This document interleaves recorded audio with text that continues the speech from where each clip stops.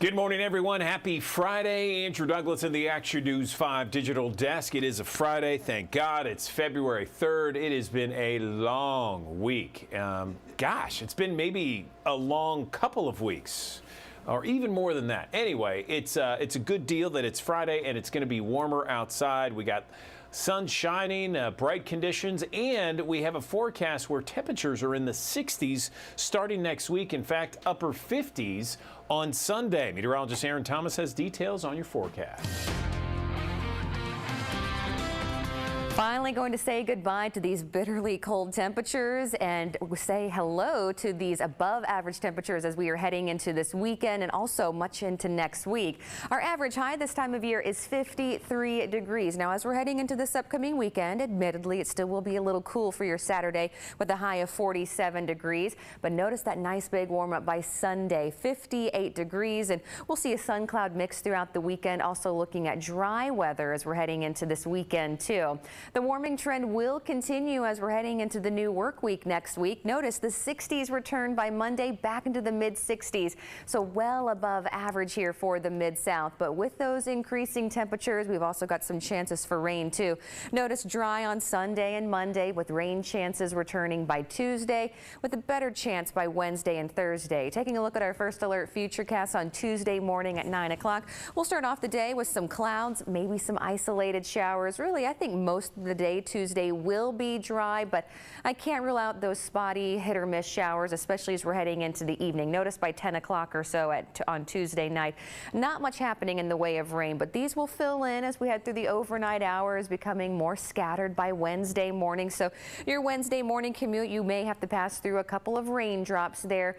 Now these showers will start to fill in, become more widely scattered as we're heading into the evening there on Wednesday and continuing through the overnight hours into Thursday morning. Notice by Thursday morning at 6 a.m. we could see a heavy rain band setting up there along the Tennessee River and closer towards the Mississippi-Alabama state line. Generally by noontime on Thursday, we should be looking at some drier air to make its way back into the Mid-South.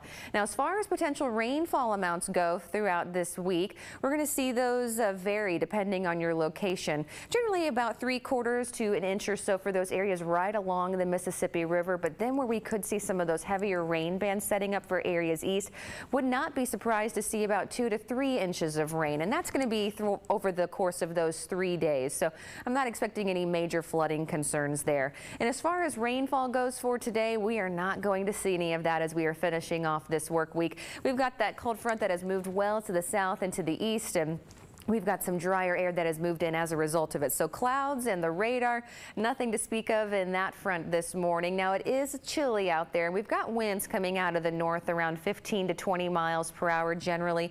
And so that is going to keep us on the cooler side today with those winds coming out of the north and northeast. So a chilly end to the week with highs back into the mid 30s today. And with that abundant sunshine and temperatures above freezing, we will see additional ice melt today. As we're heading into the overnight hours, we've got another frigid night in store for us. Clear skies across the Mid-South. 25 degrees in Memphis tonight, 22 in Ripley, Tennessee, 21 in Alamo. We'll see those mid-20s in North Mississippi tonight with 24 in Oxford as well as Senatobia, 24 in Olive Branch as well as in Marion, Arkansas, 22 degrees up towards Jonesboro and 23 degrees in Harrisburg. So we're going to be dry for the next several days. Again, chilly today with those highs only in the mid-30s. Overnight lows in the 20s tonight. That warming trend starts tomorrow. 47 degrees for your Saturday, 58 degrees for your Sunday, and we continue to warm up from there with 64 degrees for Monday. We're going to start off dry for this new work week, but then again, those rain chances will increase, especially throughout the middle of the week on Wednesday and Thursday. Highs will remain into the mid 60s through Thursday. Okay, meteorologist Aaron Thomas there giving us the forecast for the next 7 days. We're going to be checking back in throughout the morning on that forecast. It is a good one and certainly something that's welcome at this hour. Now let's go to one of the top stories that we've been following for the last 12 to 18 hours. One man's dead. A Memphis police officer remains in the hospital this morning after a shooting that took place yesterday afternoon at an East Memphis public library there on Poplar and White Station Road. Bria Bolden has an update for us on what happened and the officer's condition. In a public library where we take our kids to read, to study, I tell you. Shock and sadness from Memphians Thursday after a Memphis police officer was critically injured in a shooting at White Station Library. I work in the Clark Tower and I hear a lot of police sirens and fire trucks.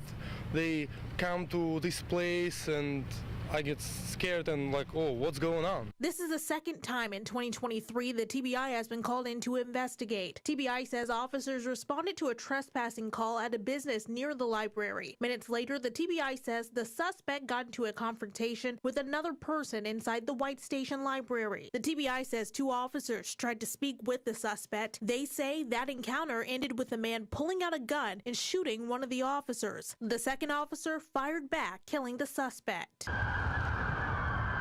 The critically wounded officer was rushed to Regional 1 Hospital, the Mid-South's Level 1 Trauma Center, minutes after the shooting. Memphians curious about how a shooting happened in a small library in East Memphis, praying for the city and for the officer to pull through. I love the city so much, and I never want to leave it. And seeing what people, can do and what it can cause is just, you just want to feel like everything's mutual around here. You want to feel like everybody loves the city, but you got stuff like this happening, and it's 2 steps forward, 5 steps back.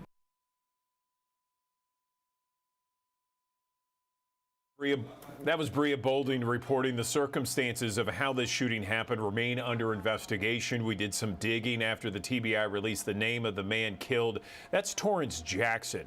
Okay, Torrance Jackson Jr. So as you can see there on your screen there, he has a lengthy criminal background. This is according to the Indianapolis Metro Police Department there.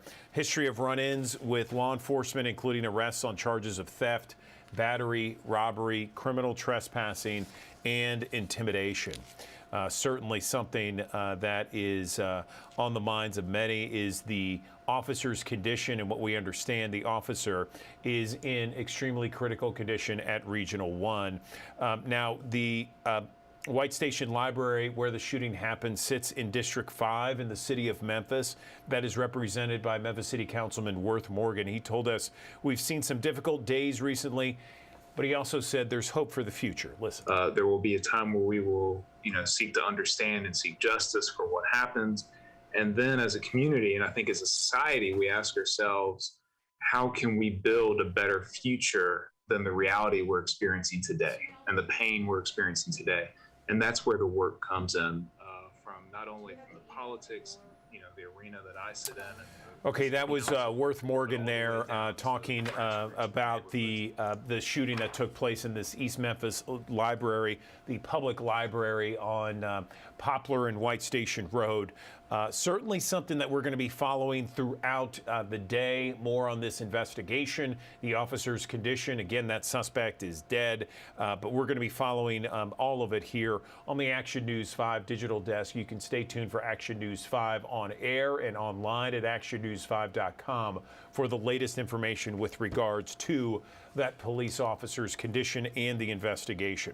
Now, we just got this minutes ago from the Memphis Zoo. This is new information here. Memphis Zoo mourning the death of giant panda Lala. So the Memphis Zoo just put out the announcement that the giant panda Lala has passed. Now, this is video of when Lala first arrived at the Memphis Zoo back in April of 2003, some almost 20 years ago. The giant panda was born July 18th, 1998.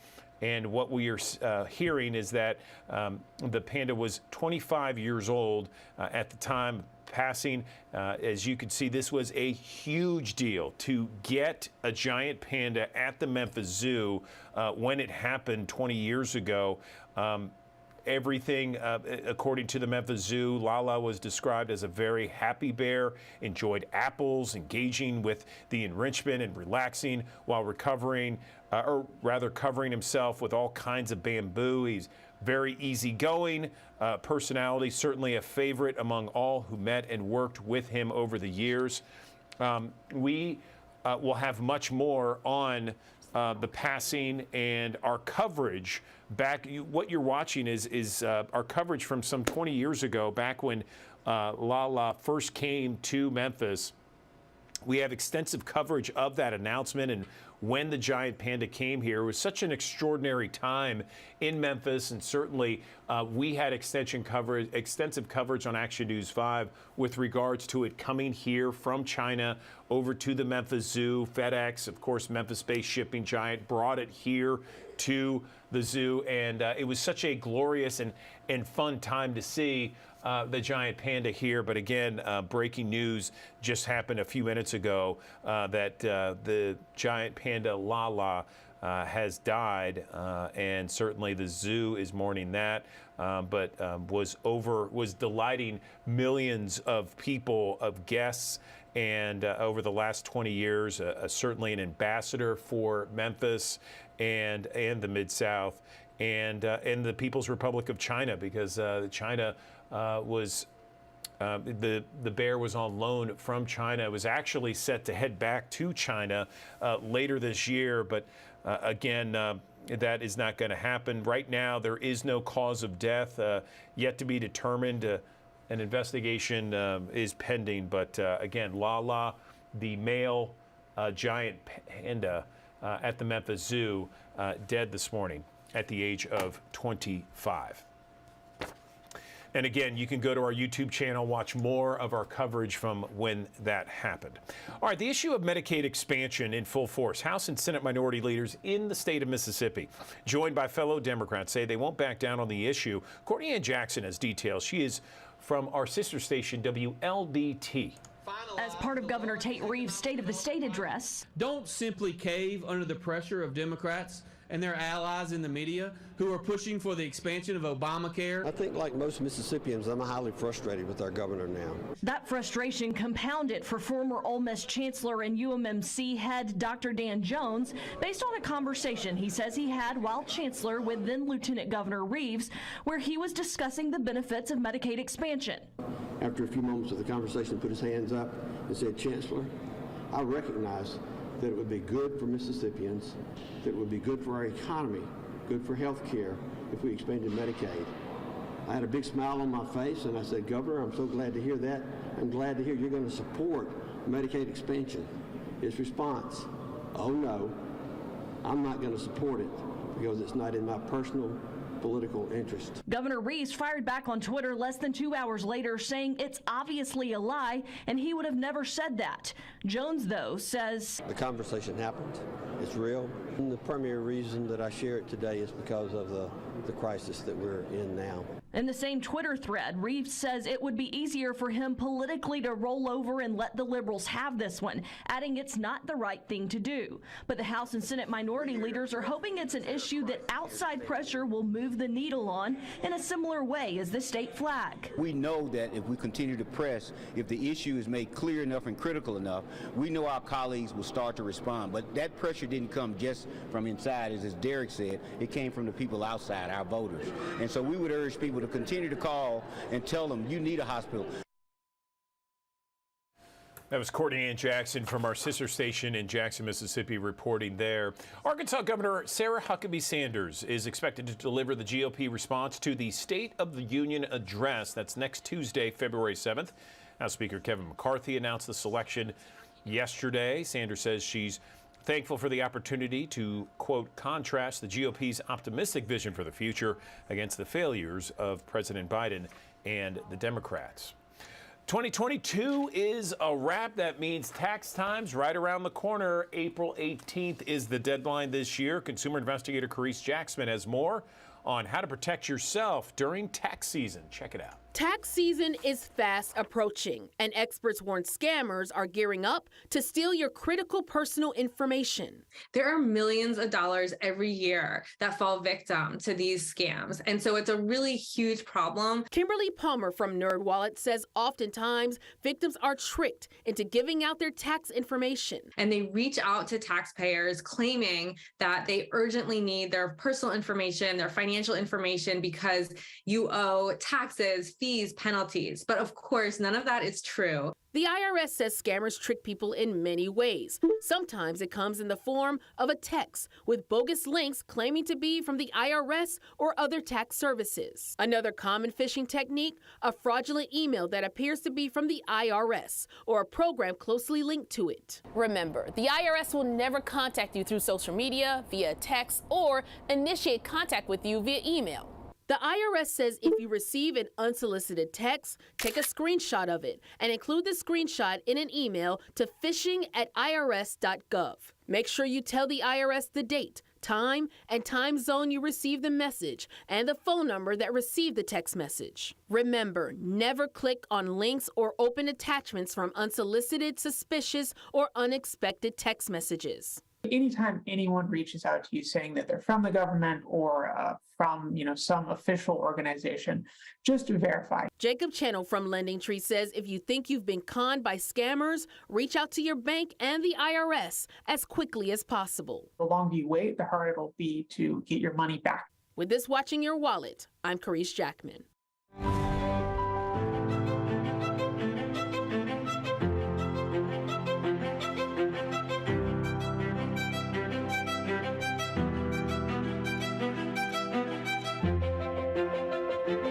I'm doing something that I love to do. So am I, pure and simple. You don't do this for 26 years if you don't like it. This month's Mid-South Heroes are a pair of crossing guards with the Germantown Police Department who put on the uniform and a smile each and every day. Peggy Grammer has been a crossing guard for more than a decade, while her co-worker, Faye Lester, has been at it for over 25 years. These two are at their posts every morning and afternoon, dealing with traffic, parents, and weather. The worst part for me is lightning. I don't mind the rain. I don't mind the cold. I don't like the hot, but I do not like lightning. Do not. And I'm basically the same. The lightning really is the hardest part of standing out here. I can deal with the cars. Just keep the lightning away. I've actually been hit, not hard, by a car, but really, it's just all in a day's work. Faye and Peggy can be seen weekdays at area schools like Houston Middle, directing parent traffic, bus traffic, and their favorite part of the job, helping students cross busy streets. That's the draw. You just love the kids. Faye's the best. You don't do this job for the money or anything. You do this job for your love of the kids. And there's nothing like these babies. I mean, they're like our grandkids. They're ours. And I even have kids come back with their kids. So yeah, it's an awesome job, and that makes me feel happy that I make someone else happy. You see them every day. You know if they're having a bad day or whatever, you're going to know it because you're one of the first people that see them. These two heroes have a simple but important request. These kids' lives are important, and trying to get people to stop and let us get these kids safely across the street, some days it's all we can do. And if people would just take a moment to realize that these kids' lives are in really big danger, it would be nice. Just slow down just a little bit. You might get to where you're going 2 or 3 minutes later, but you're going to get there, and our kids are going to be safe. It's scary sometimes how close they come. Just have patience with us because we're doing the best we can, and sometimes it isn't a difficult situation. And kindness always wins out. Congratulations, Faye and Peggy. You are this month's Mid-South Heroes. The new year is a perfect time to reevaluate financial goals, and many of you out there have goals about your financial well-being. and that means credit scores and access to credit. So it's so important to know the basics about your FICO scores. And we have one of the top experts in the country to help us understand how FICO scores are calculated and what consumers can do better to understand their credit health. Let's bring in Sally Taylor. She's the vice president at FICO. Sally, good morning. Tell me about the FICO score and why it is so important for so many out there. Yes, thanks for having me. You know, FICO score, a healthy FICO score can help people gain access to the credit that they need for buying a car or remodeling a home. So it's the credit score that's used by 90% of the top U.S. lenders when making lending decisions. So your FICO score is a 3-digit number. It summarizes the information on your credit file. And FICO scores look at things like how long you've had credit, how much credit you have, how much of it is being used, and whether you're making your payments on time. So, Sally, we understand that FICO just sponsored a survey of thousands of people on the connection between finances, credit, and overall well-being. What did that survey find? Well, we found that people's feelings about their credit scores are strongly linked to their overall well-being. 85% reported that they feel more secure in the rest of their lives when their credit score is healthy. The study also showed that almost a third of Americans report feeling financially insecure these days. So learning about the right steps to manage your FICO score can help you feel more in control of your finances and well-being during these uncertain times. You know, it's really interesting how various generations view certain pieces of data. You know, so different from Gen Z to, say, boomers or Gen Xers. How are credit scores viewed across different generations, Sally? Mm-hmm. Yeah, it's encouraging that the majority, 90% of Americans, say that they at least somewhat understand what a credit score is. If you take a closer look, there are differences across generations. Boomers are more likely to understand their credit scores, while on the other end of the spectrum, at least 1 in 5 Gen Zers say that they only understand them a little bit or not at all. But no matter where people are on their credit journey, being informed and checking scores regularly is important. How about FICO helping people with no credit history, like some young adults, perhaps people just entering the workforce? Right. Our survey found that 29% of Gen Zers say they either don't have a credit score or they don't know if they have one. And credit can seem like a catch-22 situation sometimes. In order to get credit, you need a little bit of credit history. To address this, we've introduced scores like the FICO Score XD and the Ultra FICO Score. They analyze data that's found outside of the credit report, like how you pay your telco and utility bills or information from your checking and savings accounts. So these alternative FICO scores help provide that on-ramp to mainstream credit for people that have limited credit experience. What can people do to improve their FICO scores this year? The good news is your FICO score is dynamic. It changes with your credit behavior. Your FICO score today doesn't have to be your FICO score tomorrow.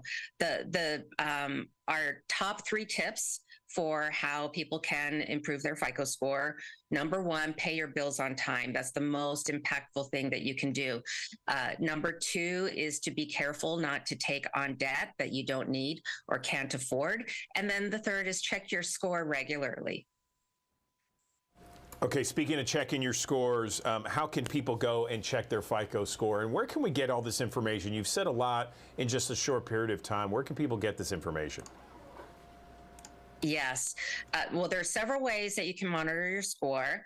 And in fact, to help people take control of their credit, we recently launched a new program that allows you to check your FICO Score 8 for free. So you can do that by going to myfico.com/free. And there's also other educational information to learn more about your score.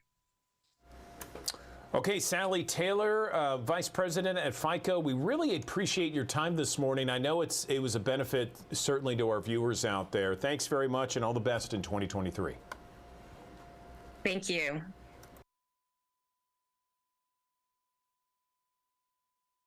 It's so important to be in check with yourself. And when we talk about being in check with yourself, making sure that you and your family and your loved ones are well, not only well physically, but also mentally. And there is certainly an event in the community that you can be a part of when it comes to mental health. And my friend Talisa Franklin has got all the details for it this morning. Talisa, how are you? I am wonderful. How are you? Doing great, doing great. So tell me about this great event you got coming up. Well, you know, this week, and we've had these last few weeks, it's been very hard mentally on our community, on our nation, on our world, right? And so I'm super excited about this Saturday. We want people to join us for a community conversation for mental health. For me, right? ME, we are the me in mental health. It's really it's a campaign to promote mental health awareness and trauma processing. Let's be real. It's been traumatic. We've had all that happen. And now it is really time for us to gather together as a community so that we can heal the me in me, right? So community trauma this Saturday, y'all, at 12 o'clock. It is actually hosted at my church, and I'm super excited, at Willing Souls Church, 1680 Orr Street in the Douglas area. It's in North Memphis area. Listen, we will have critical conversations that every community must have for change. And I'm super excited to have licensed social workers and therapists, and all these people have came together so that we can really have these conversations. And so what do that mean, Talisa? It's just not so much that we are talking from Alliance Healthcare and from Emotional Fitness Centers of Tennessee, and of course myself, but we want to hear from the community. And so there will be an opportunity for the community to really have a say, to have a voice, and kind of really say how they're feeling, and let everybody walk them through the healing process. Because we all know if we don't take care our mental health, we will be in trouble. If we don't take care of the me inside of me, we are in trouble. So the first thing of mental health, it starts out with me. So we got to learn to take care of me, and we're taking care of each other in our community. And I invite everybody out on this Saturday at noon at Willing Souls Church, 1680 Orr Street, Memphis, Tennessee, 38108. We're one street over from Douglas Elementary and Douglas High School. Come out and have this conversation. Maybe you said, Talisa, I don't want to really talk. I just need to listen and absorb. Come out and absorb some information that can help push you to help you with the me that you're dealing with, your mental health. You know, Talisa, this could not be more of a timely manner this Saturday, because we're coming off such an intense last week, 10 days of everything that's happened across Memphis with the Tyree Nichols investigation and the protests, and then the video being released, and the investigation still going, and of course the homegoing ceremony yesterday, the funeral. It is a lot for anybody, and we're one Memphis. You know, we're one Memphis. We're all together in all this, and to have a community event like this is such an important thing to attend and to have for the community, right? Absolutely. You know, when we pull this community event together, we were talking, the CEO of Alliance Healthcare, my dear friend and sister, Lori Powell, and then Pastor Young. Many people know that her husband transitioned, and they have been champions in the Black church for the Blacks church and the Black people suicide, and just making sure Black people are very healthy with the Healing Center. And so it was like, what can we do together collectively to pull all of our resources, all of our voices together to scream so loud to the community, say, hey, let's take care of me. Let's take care of that inner you, and let's take care of our mental health. And so we worked on this event, and we said, it is time, y'all. It is time for us to do it for the community. And so community, I cannot ask you enough. Listen, bring your children. And especially, I want to personally invite mothers that has children, especially boys, has passed over, has crossed over. This area of events have been triggering for so many. Andrew, I've talked to so many of my mothers and my girlfriends that has had sons that have gotten killed in this city. And this has been triggering for them, right? It's been triggering their mental well-being. They thought they were healing, and then this happened and it triggered them. So every mother, even for me, it was a trigger for me, and I had to keep it in check. That I have a Black son, right? And my Black son is little. He loved video games. He loved eating cereal all day. He had some of the same things that the lovely Tyree had. It could have been my son, right? And so I had to really sit back, breathe, and say, okay, this situation happened. What are you going to do, Talisa, to make sure your mental health is intact? But I can't do it by myself. I want all my sisters and all my brothers to listen, bring out the young people, because our young people mental health matters as well.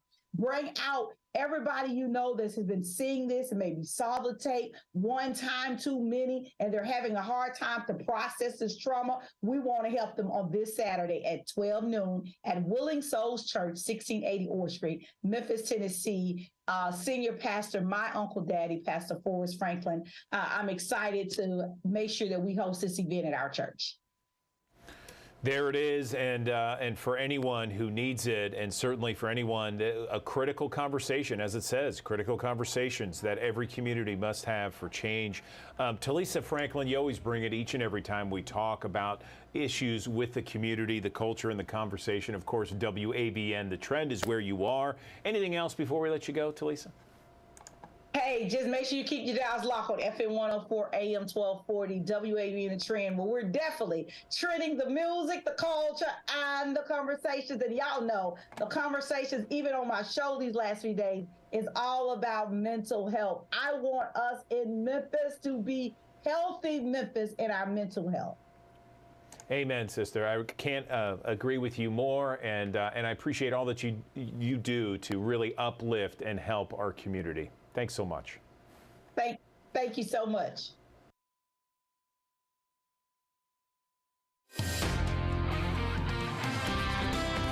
Finally going to say goodbye to these bitterly cold temperatures and say hello to these above average temperatures as we are heading into this weekend and also much into next week. Our average high this time of year is 53 degrees. Now, as we're heading into this upcoming weekend, admittedly, it still will be a little cool for your Saturday with a high of 47 degrees. But notice that nice big warm up by Sunday, 58 degrees. And we'll see a sun cloud mix throughout the weekend. Also looking at dry weather as we're heading into this weekend, too. The warming trend will continue as we're heading into the new work week next week. Notice the 60s return by Monday, back into the mid-60s. So well above average here for the Mid-South. But with those increasing temperatures, we've also got some chances for rain too. Notice dry on Sunday and Monday with rain chances returning by Tuesday, with a better chance by Wednesday and Thursday. Taking a look at our first alert futurecast on Tuesday morning at 9 o'clock. We'll start off the day with some clouds, maybe some isolated showers. Really, I think most of the day Tuesday will be dry, but I can't rule out those spotty hit or miss showers, especially as we're heading into the evening. Notice by 10 o'clock or so on Tuesday night, not much happening in the way of rain, but these will fill in as we head through the overnight hours, becoming more scattered by Wednesday morning. So your Wednesday morning commute, you may have to pass through a couple of raindrops there. Now these showers will start to fill in, become more widely scattered as we're heading into the evening there on Wednesday and continuing through the overnight hours into Thursday morning. Notice by Thursday morning at 6 a.m. we could see a heavy rain band setting up there along the Tennessee River and closer towards the Mississippi-Alabama state line. Generally by noontime on Thursday, we should be looking at some drier air to make its way back into the Mid-South. Now, as far as potential rainfall amounts go throughout this week, we're going to see those vary depending on your location. Generally about 3/4 to an inch or so for those areas right along the Mississippi River, but then where we could see some of those heavier rain bands setting up for areas east, would not be surprised to see about 2 to 3 inches of rain, and that's going to be over the course of those 3 days. So I'm not expecting any major flooding concerns there. And as far as rainfall goes for today, we are not going to see any of that as we are finishing off this work week. We've got that cold front that has moved well to the south and to the east, and we've got some drier air that has moved in as a result of it. So clouds and the radar, nothing to speak of in that front this morning. Now it is chilly out there. We've got winds coming out of the north around 15 to 20 miles per hour generally. And so that is going to keep us on the cooler side today with those winds coming out of the north and northeast. So a chilly end to the week with highs back into the mid-30s today. And with that abundant sunshine and temperatures above freezing, we will see additional ice melt today. As we're heading into the overnight hours, we've got another frigid night in store for us. Clear skies across the Mid-South. 25 degrees in Memphis tonight, 22 in Ripley, Tennessee, 21 in Alamo. We'll see those mid-20s in North Mississippi tonight with 24 in Oxford as well as Senatobia, 24 in Olive Branch as well as in Marion, Arkansas, 22 degrees up towards Jonesboro and 23 degrees in Harrisburg. So we're going to be dry for the next several days. Again, chilly today with those highs only in the mid-30s. Overnight lows in the 20s tonight. That warming trend starts tomorrow. 47 degrees for your Saturday, 58 degrees for your Sunday, and we continue to warm up from there with 64 degrees for Monday. We're going to start off dry for this new work week, but then again, those rain chances will increase, especially throughout the middle of the week on Wednesday and Thursday. Highs will remain into the mid-60s through Thursday. Okay, Andrew Douglas back here in the Action News 5 digital desk. It is so important to call before you dig when doing any kind of project, whether it's a do-it-yourself or major construction, because not only are there some dangers involved, but there's some major damage that you could do to underground utilities and what have you. Let's bring in Sarah Magruder-Lyle, President and CEO of Common Ground Alliance. Sarah, good morning. How are you? Great. I'm well. Thank you so much for having me. Tell me about Common Ground Alliance. What is that exactly? The Common Ground Alliance is a nonprofit association dedicated to protecting underground utilities that deliver us critical services we depend on every day and making sure that those who live and work around those critical utilities are safe. Okay, and we understand that damages to underground utilities cost an estimated $30 billion each and every year. That's incredible. Why should homeowners or contractors have their utility lines marked? I mean, I'm thinking about the utilities underground in my neighborhood. I don't know if they're marked or not. What can we do as homeowners, as people involved in our neighborhood to make sure that it's safe? Well, keeping everybody safe is certainly a shared responsibility. And whenever you're doing work on your own property, or even if you're hiring a contractor to do work on your property, you should always make sure that you are contacting 811 or that you have a conversation with your contractor to ensure that they are calling 811 a few days prior to digging. In Tennessee, you're supposed to call at least 3 working days prior to digging. And I know that Tennessee 811 stands ready to help those diggers, be it DIYers or professional contractors, ensure that they're safe on their dig site. Okay, and let's talk about the danger of damaging a utility line. I know that the dangers can run the gamut. It can be very dangerous out there. That's correct. And you know, that $30 billion number is significant, and that is a conservative estimate. So, you know, when you hit an underground facility, it could be something as inconvenient as disrupting the internet to your own home, to something as catastrophic as hitting a gas line and causing a fire and explosion that damages property or causes a fatality. So as you noted, they do run the gamut, but that's all the more reason that we want to make sure we contact 811 a few days prior to digging to make sure that we stay safe. So we know that there are so many do-it-yourself warriors that like to go out on the weekend, kind of do things, maybe dig in the ground. What's the best way to get that information out there if you're doing something, you're doing a project, you're going to be digging, just so that you're safe and you don't cause any disruptions? Well, you know, it's interesting that you bring up those that are doing work, doing home improvement and DIY projects, because almost 35 million homeowners said that they were going to take on a digging project without contacting 811, and this is according to our most recent survey. So we need to make sure that we get the word out to all homeowners and all DIYers that calling 811 a few days prior to digging is critically important to keeping you and your family safe. And you can call 811 or you can visit your local 811 center online. And you can find out all the specifics about the digging process and what your state requires by going to 811beforeyoudig.com. 811, okay, that's a big one. That sounds like that's the resource where people can really go and just get any and all information about this topic. Anything else you want to mention to our viewers right now? Just remember, it's not worth the risk. Whether you're digging a few inches or a few feet, you should always contact 811 a few days prior to digging to make sure you keep you and your family and your community safe and connected. Okay, great advice, Sarah Magruder-Lyle. We appreciate you and the Common Ground Alliance for all the hard work you do. Thanks very much. Thanks for having me. Okay, so right now I want to show you the latest edition of Memphis Magazine. It arrived in my mailbox just a few days ago, and this one is going to be a great one for the month of February. The food issue. It looks amazing, and just breezing through some of these, some of the pages here. I can't wait to read it more thoroughly. Joining me now, Sam Chichi, certainly one of the great writers of Memphis Magazine and someone that we like talking to on the digital desk.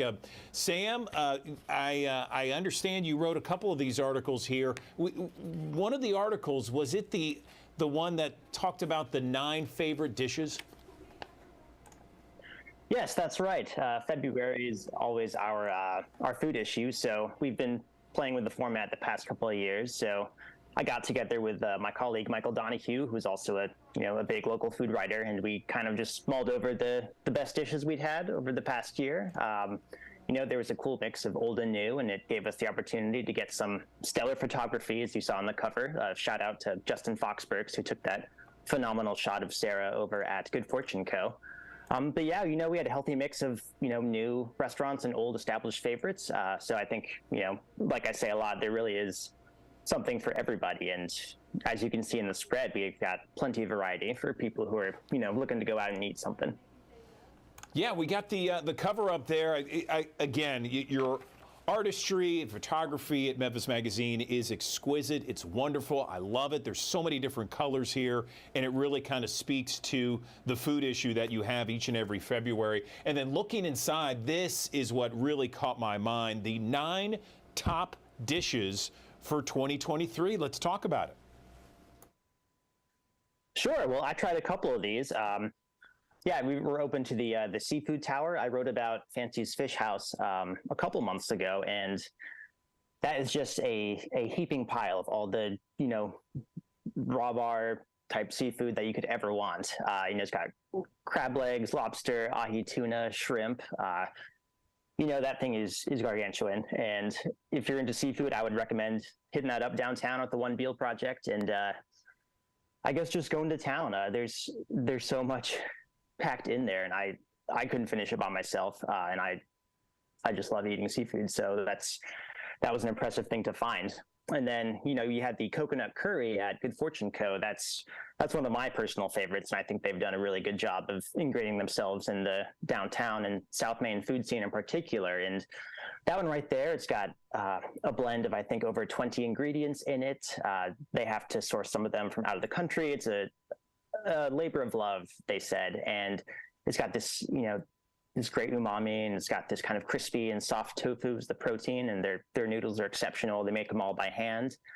Those are some of the personal favorites that jump out at me. I know Michael would have some things to chime in as well, but unfortunately he couldn't join us today. So, we think of all the great restaurants and all the great food across Memphis and the Mid-South. I mean, how did you narrow it down to 9 dishes?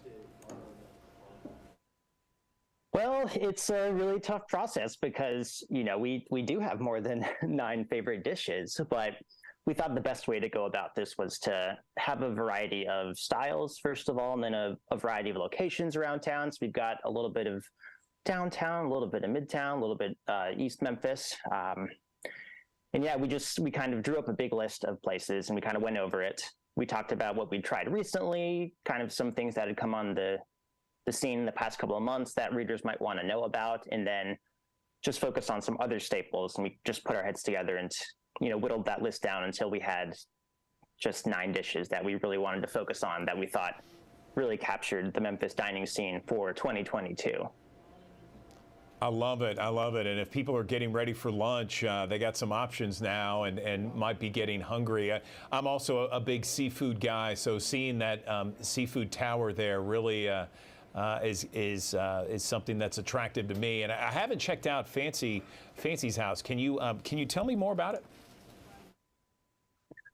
Sure. It's been open for almost a year now, but they just revamped their whole menu with a new head chef, Nate Hensler, a couple months ago. So everything we see on there is going to be a lot different. But they have a phenomenal selection of fresh fish that they bring in, a pretty extensive menu with all types of stuff. I'm blanking on the one that I specifically tried last time I went, but it was made with this really good soy miso glaze, which gave it a nice kind of little sweet, smoky finish to it. You know, if you're a seafood guy, you absolutely have to check it out. And they have a lot of other options too, like a really good beef entree and some other, you know, non-fish options if, you know, you're dining out with some people who aren't into seafood. So there's something for everybody. And then once the weather gets better, they've got a really nice patio overlooking the Mississippi River. It's really just a great place to go kick back, even grab a cocktail or two and, you know, look out at the views or, you know, hang out there before you go to see a show at the Orpheum, maybe. It's a really cool new spot, and I think people should really give it a chance. They've done an exceptional job over there. Sam, I appreciate it. I want to bring in the Memphis Magazine's CEO and editor-in-chief, Anna Traverse-Vogel, to talk more about the issue. Anna, good morning. How are you? Hey, Andrew. I'm doing fine, thanks. How are you? Doing well, thank you. So I love, I know you've been listening to the conversation. I just really love the cover here. It's great, it's funny, it's cute. And then seeing all the articles, and particularly this article, the images here really don't do it justice. I mean, the pictures are so good in the Memphis Magazine. It almost makes me want to eat the pages. They're that good. Well, I don't recommend eating the pages, but I'm delighted that you have that thought. Yeah, we really try to create a beautiful product every month. I mean, of course, all of our stories end up online on memphismagazine.com, but if people really want to appreciate the lush beauty and the really inviting qualities of these pages and of the dishes and other things that they capture, I just really recommend getting a print copy, either subscribing or picking it up on a local newsstand, because you really just can't beat the feeling of, you know, I have a prop here, of holding it in your hand. It's just a very different reading experience, and you know, I'm heavily biased, but I'm a big fan. And yeah, I mean, this issue is always a favorite of ours. It's fun to spend a month thinking about local food and local restaurants in particular. Of course, it's been a challenging few years for local restaurants and other small businesses. So we really love having the opportunity to shout them out and help remind people of all of the great reasons that we have to patronize them. You know, I wrote in my editor's column this month about a lunch that some colleagues and I had at a restaurant that I won't name, but it is a place that I think a lot of Memphians love, and we spent 2 hours there. Nobody else walked through the door. Some places are doing great, and others, if you have loved a place for a long time and maybe you haven't been inside in a couple of years, maybe this is your reminder to go show them some actual love. Because I know we all want those places to stick around. And so, yeah, we just really do our best to lift up a wide variety of local restaurants, just to make sure that they all kind of stay on the front burner, if you'll pardon the terrible pun.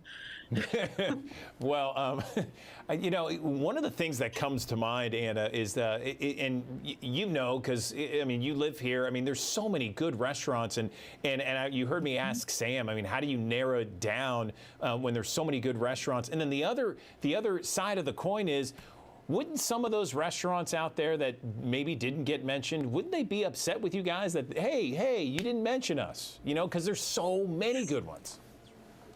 Yeah, I totally hear you. We really try to make sure that we don't just go back to the same wells over and over again. We try to visit a wide variety of restaurants. Typically, each month we have both a restaurant review and often also a separate shorter column that we call tidbits. That's like a quicker visit to a local restaurant.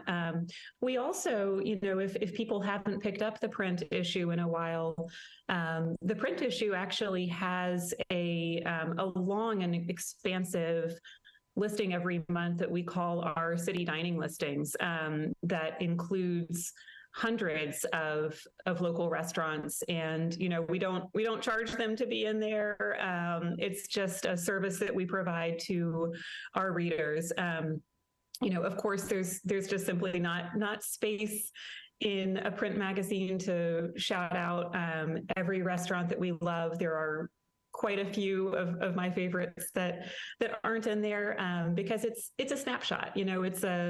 It's a portrait of a moment in time and a particular year. But I would say, for any folks whose dishes weren't included, stay tuned, because we'll probably be there next year or the year after. And again, those city dining listings are a great resource. Sam works on those each and every month to make sure that they are as up to date as possible, which I can assure you is a labor of love, because it's a lot of information.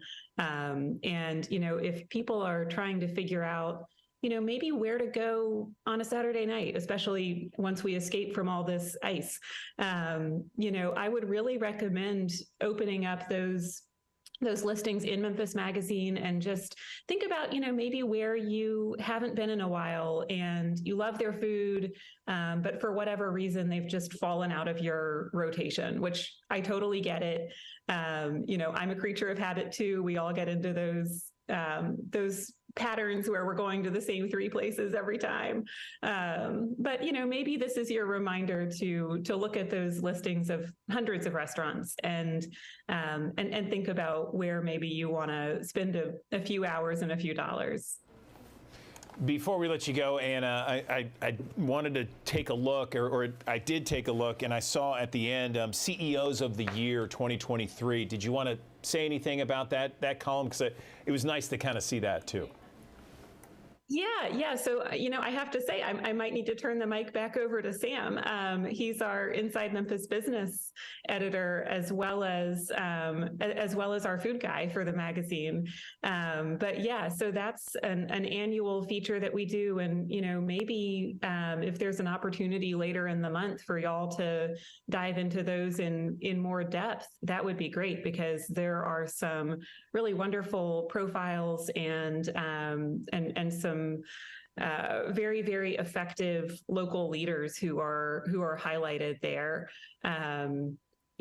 What we talk about is that good leadership is so important to our local businesses and our local community as a whole. I think in Memphis, a leader can really have kind of an outsized influence because of the way that this community is so tight knit and everybody knows everybody. You know, you don't have to.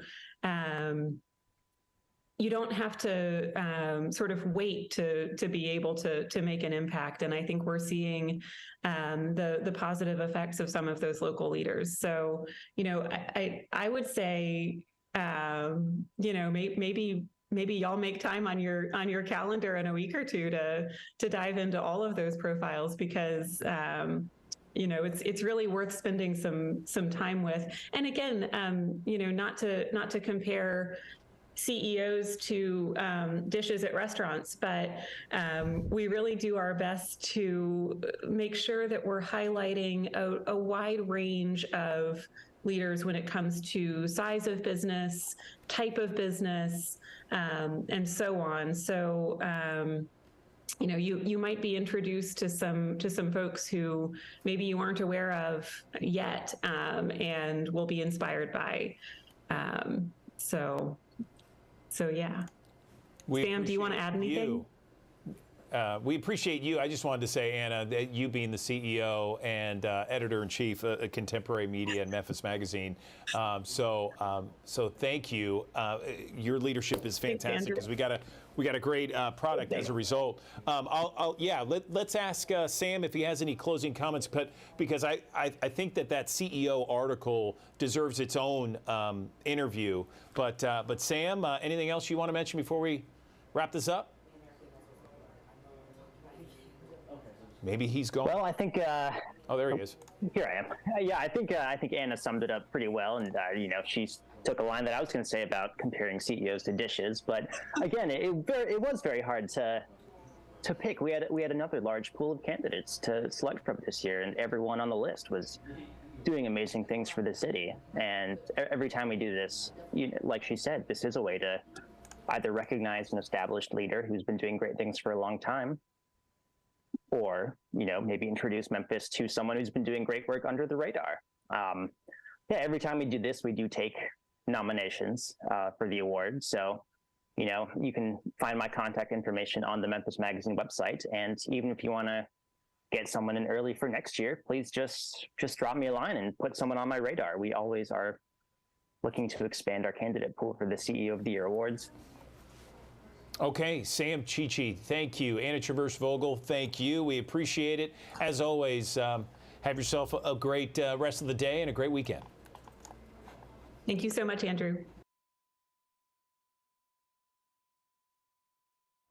All right, so Hugh Jackman, Kourtney Kardashian, Jennifer Aniston, J-Lo, Elon Musk, just a few of the people that swear by intermittent fasting.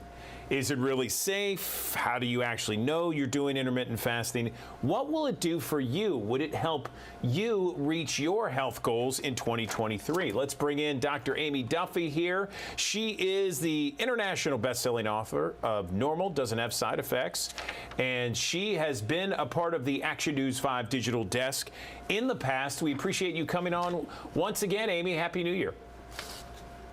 Happy New Year to you. I'm so excited to be here and share this information. It's super fun. Yeah, I am a person that loves to intermittent fast myself. I do it at work, and I have kind of like a, 10 to 12 hour window. First, explain what it is for our audience out there, and some of the different ways, because there's all kinds of different ways, I guess, to define intermittent fasting, right? Absolutely. There's a lot of ways. I kind of narrow it down to two different ways when I'm talking to my patients. I have the calendar way and I have the clock way. So the calendar way, this makes it a little bit more easy to process. Pick 2 days of the week, make sure they're not 2 days in a row. And on the 2 days that you X out here, you're going to fast those 2 days. On the other days, you can eat like normal. You can also adjust this different weeks throughout the month. So let's say you got a hot date one night, you want to adjust your time or something going on at work. So this way, it's super easy. A little bit more difficult to fast for a whole day. A lot of people start with something more like the clock way.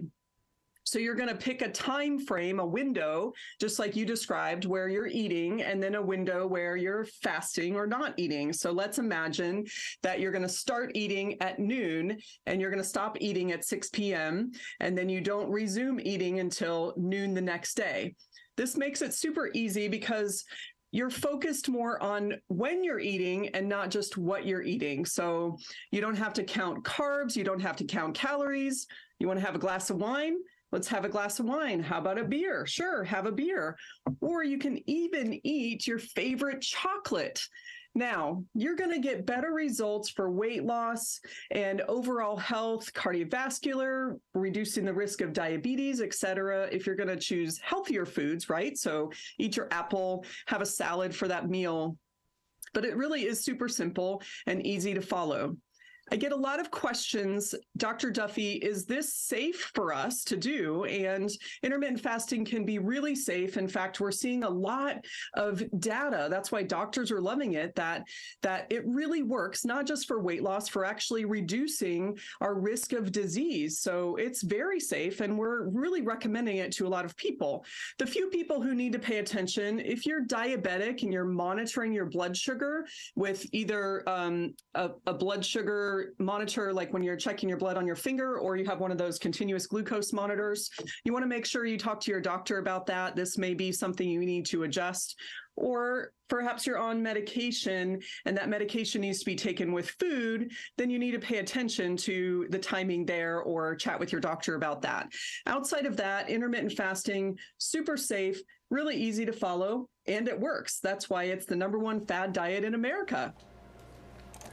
Is it really #1? Wow. Okay. I didn't know that. #1 fad diet in America. Gotcha.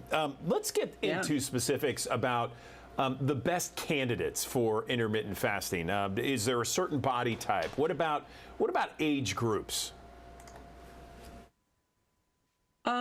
Kids are growing, so we certainly don't want to restrict them. Usually kids are eating more for natural hunger, as opposed to sometimes we just want to eat because we're feeling munchy or something like that. So probably you want to wait until they're older teenagers or adults before they start fasting. But kids will actually naturally fast. They just don't eat when they're not hungry, right? So that's okay, age-wise. As we get older, really, there's no age limit where you would not want to intermittent fast. So that's pretty easy to do. Really, every body type is great. And one of the best things about intermittent fasting, it's not like the keto diet. Keto is okay, and you're going to get results from that, but it's really short-lived. It's hard to live in the keto world for a really long time. But once you start to get used to intermittent fasting, this can be something that you can do for life. So it's really a great thing for anybody who's trying to either maintain their weight or really try to lose weight. If you're going to lose weight, you may want to avoid some of those fun foods that we were talking about, at least in the beginning, until you get to your maintenance weight. But really, that's what's so great about intermittent fasting, is it really can be for anyone. Yeah, it is. And it's something that I've enjoyed. I do it usually at work, and I don't generally do it on the weekends. But questions around intermittent fasting, because then some people ask, well, what about someone who doesn't eat all day or goes several days and all they have is, water or coffee or something like that? Is that safe? I always hear that when you do intermittent fasting, or when you fast for, let's say, a day or so, it really helps your cells. Is that accurate? Yeah, there's actually studies that show really the magic happens when you're looking at reducing inflammation or regeneration of damaged cells, happens when you get into the 18 to 21 hour fast window and beyond that. So, for weight loss purposes, it's really great to start and simple to start with something like an 8-16 or a 16-8 fast. But when you're really trying to correct some dysfunction there or reduce inflammation, you want to get into those longer fasts. And there are some studies where doing a longer, 24-hour, 36-hour fast can really be beneficial, especially like for cancer. We're kind of starving the cancer, if you want to think about it that way. So there's some studies that really look around that. Of course, you want to make sure that you're hydrated. And again, if you're struggling with low blood sugar, things like that, then you just want to pay attention to that. Sometimes there are some foods that are allowed in the fasting. So some of those fasting days, there's some articles that talk about you can eat up to 500 calories and that still would be considered a fast. There are other people who do what they call one meal a day. And basically they're fasting throughout the day and they just have one meal. So it's not even a window of, time 6 hours. It's just one meal a day. Again, the term intermittent fasting is important. So if you go to one meal a day, that's okay, but you may want to adjust that throughout your week in terms of what time that meal is, because if you do that every day for the rest of your life, your body's going to adapt to that.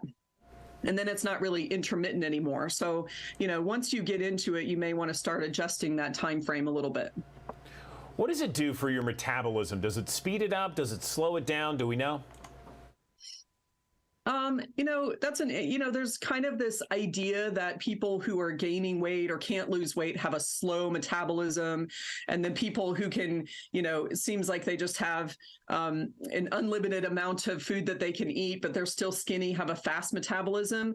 I don't know that that's really real. I mean, there's so many different variables that go into that. So intermittent fasting, I would say probably, whether you want to call it metabolism, but when you're fasting, it actually speeds up your body's ability to get stored fat. So you're not starving yourself. If you go into starvation mode over a long period of time, your body starts looking for energy in the form of your muscle. So it's going to use up muscle, where the ability with intermittent fasting is actually gathering your fat cells. So your metabolism improves in the fact that it's helping you to burn fat instead of burn calories from muscle or your food, basically. So it's really going to help you lose more fat. All right, so if our viewers are interested, we've been talking about this for a few minutes, they're interested, they're like, okay, let me try this out. What would be your recommendation if someone wanted to try out intermittent fasting, Amy? Yeah, that clock way is the easiest way, is just pick a window, between 6 and 8 hours that you're going to eat, and then the window between 16 to 18 hours that you're fasting. The easiest way, just like I described, is to start at noon, end at 6 or 7 p.m. That way you're sleeping through a good, if we're getting the 8 hours of sleep we're supposed to, you're sleeping during most of your fasting. A lot of people aren't starving first thing in the morning. You can have tea, you can have black coffee. You just don't want to consume a lot of calories. Make sure, again, you're still well hydrated, and then you just start eating again at lunchtime the next day. That is the easiest way to get started. Awesome. Amy Duffy, we really appreciate your analysis, your insight on this, and thanks so very much. Happy New Year to you. Much success in 2023. Absolutely. Thank you.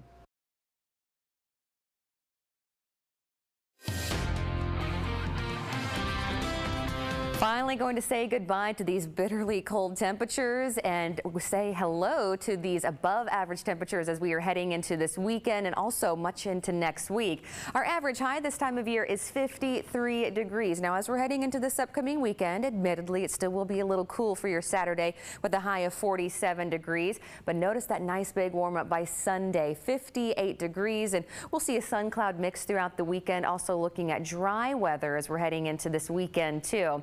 The warming trend will continue as we're heading into the new work week next week. Notice the 60s return by Monday, back into the mid 60s.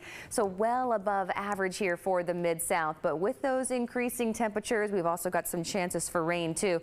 Notice dry on Sunday and Monday with rain chances returning by Tuesday, with a better chance by Wednesday and Thursday. Taking a look at our first alert futurecast on Tuesday morning at 9 o'clock. We'll start off the day with some clouds, maybe some isolated showers. Really, I think most of the day Tuesday will be dry, but I can't rule out those spotty hit or miss showers, especially as we're heading into the evening. Notice by 10 o'clock or so on Tuesday night, not much happening in the way of rain, but these will fill in as we head through the overnight hours, becoming more scattered by Wednesday morning. So your Wednesday morning commute, you may have to pass through a couple of raindrops there. Now these showers will start to fill in, become more widely scattered as we're heading into the evening there on Wednesday and continuing through the overnight hours into into Thursday morning. Notice by Thursday morning at 6 a.m. we could see a heavy rain band setting up there along the Tennessee River and closer towards the Mississippi-Alabama state line. Generally by noontime on Thursday, we should be looking at some drier air to make its way back into the Mid-South. Now, as far as potential rainfall amounts go throughout this week, we're going to see those vary depending on your location. Generally about 3/4 to an inch or so for those areas right along the Mississippi River, but then where we could see some of those heavier rain bands setting up for areas east, would not be surprised to see about 2 to 3 inches of rain, and that's going to be over the course of those 3 days. So I'm not expecting any major flooding concerns there. And as far as rainfall goes for today, we are not going to see any of that as we are finishing off this work week. We've got that cold front that has moved well to the south and to the east, and we've got some drier air that has moved in as a result of it. So clouds and the radar, nothing to speak of in that front this morning. Now it is chilly out there. We've got winds coming out of the north around 15 to 20 miles per hour generally. And so that is going to keep us on the cooler side today with those winds coming out of the north and northeast. So a chilly end to the week with highs back into the mid-30s today. And with that abundant sunshine and temperatures above freezing, we will see additional ice melt today. As we're heading into the overnight hours, we've got another frigid night in store for us. Clear skies across the Mid-South. 25 degrees in Memphis tonight, 22 in Ripley, Tennessee, 21 in Alamo. We'll see those mid-20s in North Mississippi tonight with 24 in Oxford as well as Senatobia, 24 in Olive Branch as well as in Marion, Arkansas, 22 degrees up towards Jonesboro and 23 degrees in Harrisburg. So we're going to be dry for the next several days. Again, chilly today with those highs only in the mid-30s. Overnight lows in the 20s tonight. That warming trend starts tomorrow. 47 degrees for your Saturday, 58 degrees for your Sunday, and we continue to warm up from there with 64 degrees for Monday. We're going to start off dry for this new work week, but then again, those rain chances will increase, especially throughout the middle of the week on Wednesday and Thursday. Highs will remain into the mid-60s through Thursday. Okay, death and injuries are missing from a federal collection of potentially dangerous products, a place where the government itself directs consumers to go research every day on some household products from baby strollers to vacuums. Our chief investigator with Great TV's National Investigative Team, Lee Zurik, digs into who is really in control of the information you're allowed to access and why one mother wants to see more. No one can say how many lives Danny Kaiser has saved. It's impossible to calculate.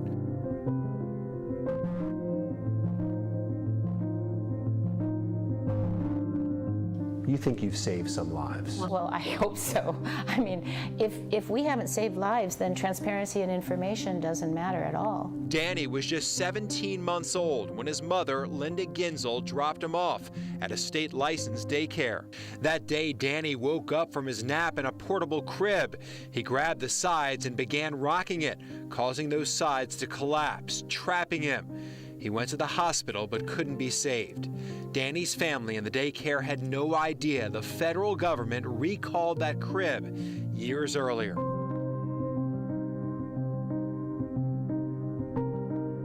There was a defective product that the government knew it was defective, the manufacturer knew it was defective, daycare didn't know, we didn't know. But it wasn't an accident. It wasn't an accident, and it could have been known, and Danny would be alive today. Linda and her husband made their life a mission to expose and improve the country's weak consumer protection laws. They formed the nonprofit Kids in Danger. We just thought, we have to do this. We can't let this happen to anybody else. Kids in Danger and Danny have saved lives because of a 2008 law, the Consumer Product Safety Improvement Act, known as Danny's Law, meant to fix the problems. And it has in some ways, like new mandatory and design safety standards for infant and toddler products, and new rules for recalls to make them more readily known. But many flaws remain. The law created a website, saferproducts.gov, the place where the government tells the public it can file complaints and see recalls to protect your family and see if a product is unsafe before you buy. But our national investigative team discovered that the website doesn't reveal the real dangers. There's so much more that could be done to give us a full, robust database of injury data so that we could prevent future injuries. That's because it only includes reports filed by the public with the Consumer Product Safety Commission, but it doesn't include any report the CPSC decides doesn't have enough information or complaints made to the manufacturers. To give you an idea of what's left out of the public database, we analyzed the saferproducts.gov website for information on 429 recalled products that had issues where consumers have died or have been injured. Through official recall notices, we know the federal government has linked those 429 products to 62 deaths. But a consumer searching this website would only be notified of 13 of those deaths. It shouldn't be up to the businesses to tell us what we need to know about their unsafe products. Linda Ginzel knows their push for more transparency has made a difference and saved lives because consumers have more information than they would have 15 years ago. But she wants to see even more. It's something. It's more than what we had before, and what we have to do is just keep chipping. You know, it's a marathon. This isn't a sprint.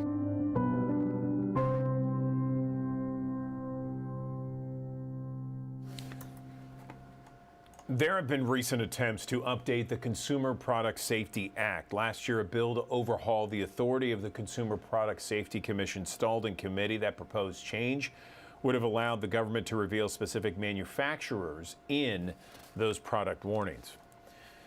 All right, power outages are certainly a mess when there is a winter storm or an ice storm, and certainly frustrating for a lot of people out there. But customers at Holly Springs Utility Company in Marshall and Benton counties in Mississippi, they're making their voices heard, saying communication as well as their electricity has been non-existent. And when you think about the temperatures that we've seen throughout much of this week being in the upper 20s and low 30s, I mean, you're talking about dangerous conditions if you do not have power for the majority of this week. Action News 5's Parker King has more on the issues dealing with customers of Holly Springs Utility Company. In the Mount Pleasant community in North Marshall County, the lucky ones have the hum of generators in their yard.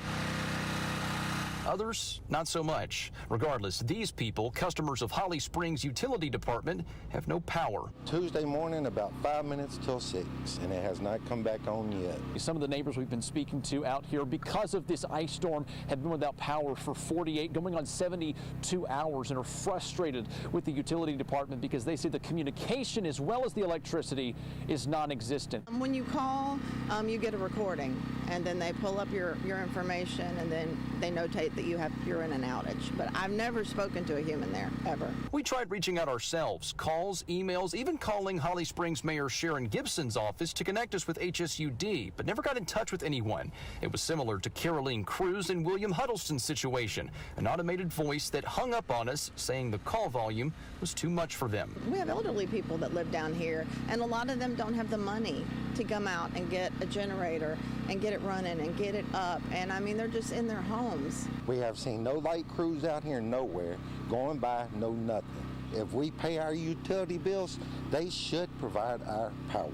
There are no outage maps for HSUD, so we have no idea how many customers are impacted. And monitoring restoration time is more like a guessing game, according to Cruz. This is not the first time a weather event has left the power out for days, if not weeks, in this coverage area. And if situations like this continue, these neighbors feel a big change is needed. I mean, I would be thrilled if somebody else took us over. They say they have a shortage of people, they have a shortage of this, they have a shortage of that. And I think I'm having a shortage of patience. In Marshall County, Parker King, Action News 5. Okay, Parker King reporting there from Marshall County, Mississippi, with regards to the Holly Springs utility there. Let's split the screen so you can look at MLGW's outage map at this hour. It's 9:17, and we're looking at outages.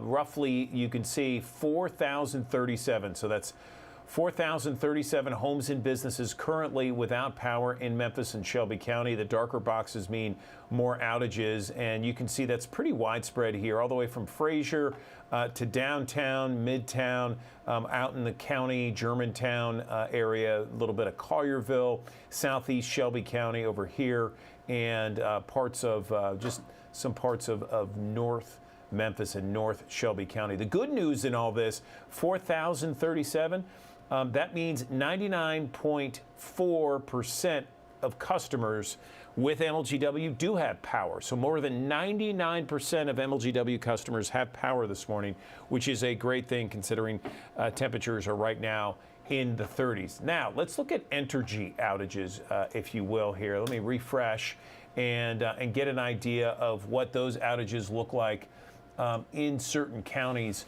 So if we look at DeSoto County, that's the area that we've been watching here. DeSoto County, Mississippi has 3432. So that's 3,400 outages. That's homes and businesses without power. And the highest one after that looks like is Tunica County with just under 14 homes and businesses without power. So not bad there. DeSoto County certainly the most, but DeSoto County, of course, more populous than any other county there that Entergy serves. So we'll continue to watch the power outages here in the Action News 5 digital desk as we finally start thawing out from all this ice.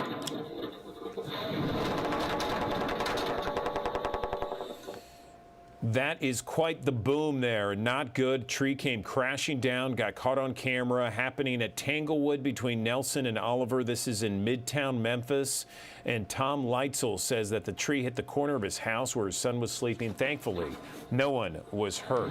Check out this. This is a tree down, an example of the power of the ice. And this is a good indication of what the power of this ice storm was like, not just in Memphis or in Midtown, but across the Mid-South. The ice storm really affected so many different people. This tree brought down in the middle of the Memphis Botanic Garden. The executive director, Mike Allen, snapped the photo here. You can see the tree there on its side.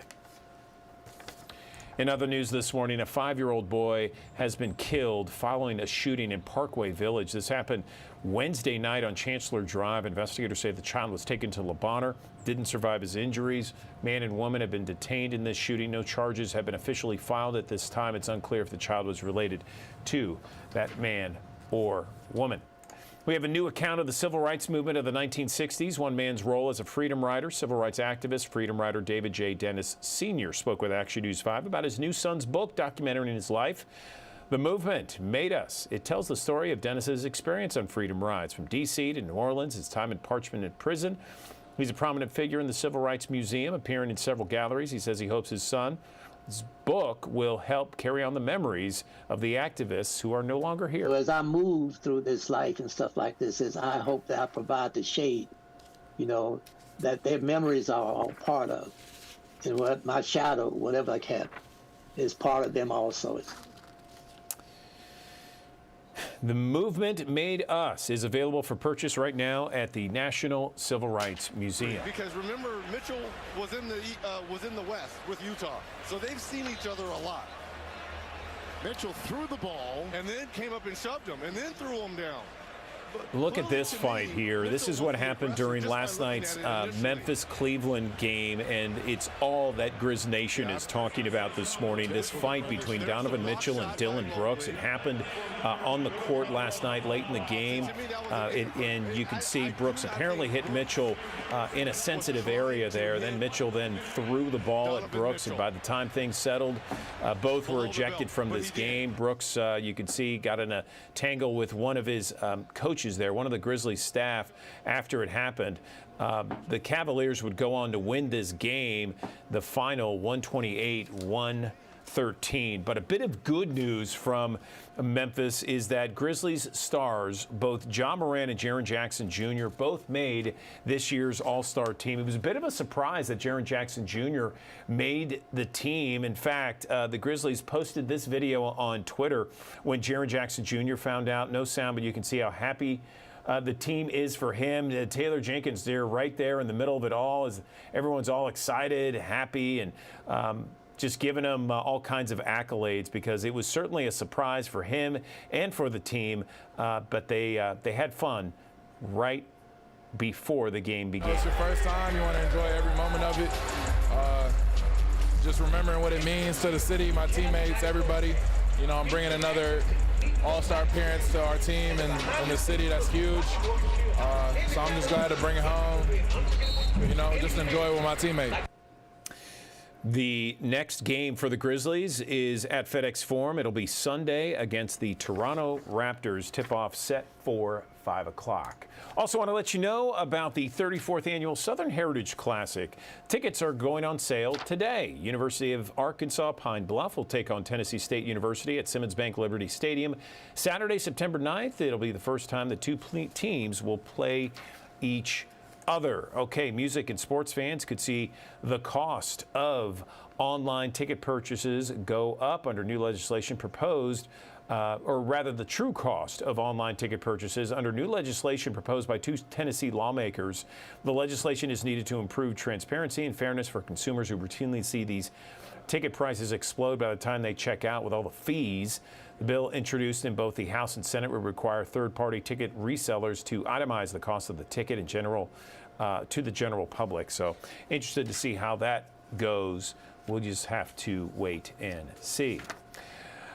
Big week for Beyonce fans. She's coming to Nashville. Her new tour might be one of the most anticipated in recent years, but fans are already raising concerns about whether Ticketmaster will be able to handle the demand. You might remember what happened a few months ago when Taylor Swift decided to go on tour on Ticketmaster. It was a disaster. The platform now under scrutiny from lawmakers over this antitrust laws, and Beyonce's tour is going to use the same platform Ticketmaster had for its pre-sale, and it's something that Tennessee Senator Marsha Blackburn has been critical of in the past. When I am out and about in Nashville, I hear from tour managers, I hear from business managers, talent agents, how frustrated they are with what is happening with Live Nation, with Ticketmaster.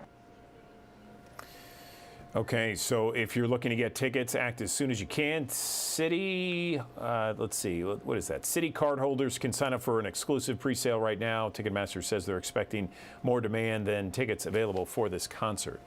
Well, tooth decay is the most common chronic childhood disease in the U.S., more common than childhood obesity, asthma, and diabetes. We have the president of the American Academy of Pediatric Dentistry to explain why pediatric dentists are seeing more cavities and plaques in children right now. Take a listen. Tooth decay in children is the most common chronic childhood disease, and that was before the pandemic, and the COVID pandemic really made matters worse. So parents weren't taking their children to the dentist as often. Children were at home more, snacking. The daily routine of brushing wasn't happening as regularly. So all of that contributed to more cavities.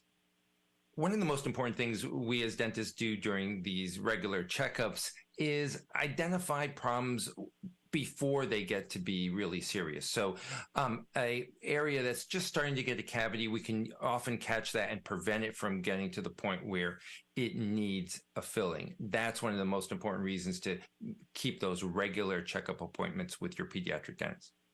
Pediatric dentists have at least 2 more years of training than a general or family dentist, specifically in children and working with children, especially young children. And that really comes into play when you consider the recommendation by the American Academy of Pediatric Dentistry that all children be seen by a dentist by their first birthday. So, caring for younger children is something that pediatric dentists have a lot of extra special training in, and where it's really critical to have that type of training in seeing that child before their first birthday. There's 2 really important things that parents can do at home. One is about diet, and it's really all about snacking. How many times any food or drink goes in the mouth, that's what's going to really determine cavities. It's not so much about sweets. Sure, you don't want to overdo that, but really it's about how many times any food, even if it's nutritious food, apples, bread, milk, how many times those go in the mouth, sipping away at juice out of a sippy cup, that's really what contributes to cavities. The second is brushing with a fluoride toothpaste. Brushing in the morning after breakfast, last thing before bed with a fluoride toothpaste is really critical in helping to prevent cavities. The good news is we have some tools that we didn't have even a few years ago that can help stop cavities in their tracks, or even in some cases reverse them. So another really good reason to see your pediatric dentist regularly, and especially very early on, because if we can catch these cavities before they get really involved, we can often avoid fillings. The American Academy of Pediatric Dentistry has a wonderful website, mychildrensteeth.org, which has a lot of great information about caring for your children's teeth. And it's a website where you can find a pediatric dentist near you.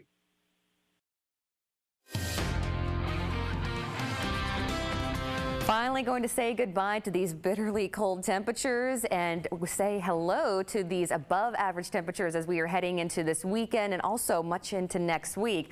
Our average high this time of year is 53 degrees. Now, as we're heading into this upcoming weekend, admittedly, it still will be a little cool for your Saturday with a high of 47 degrees. But notice that nice big warm up by Sunday, 58 degrees. And we'll see a sun cloud mix throughout the weekend. Also looking at dry weather as we're heading into this weekend, too. The warming trend will continue as we're heading into the new work week next week. Notice the 60s return by Monday, back into the mid 60s. So well above average here for the Mid-South. But with those increasing temperatures, we've also got some chances for rain too.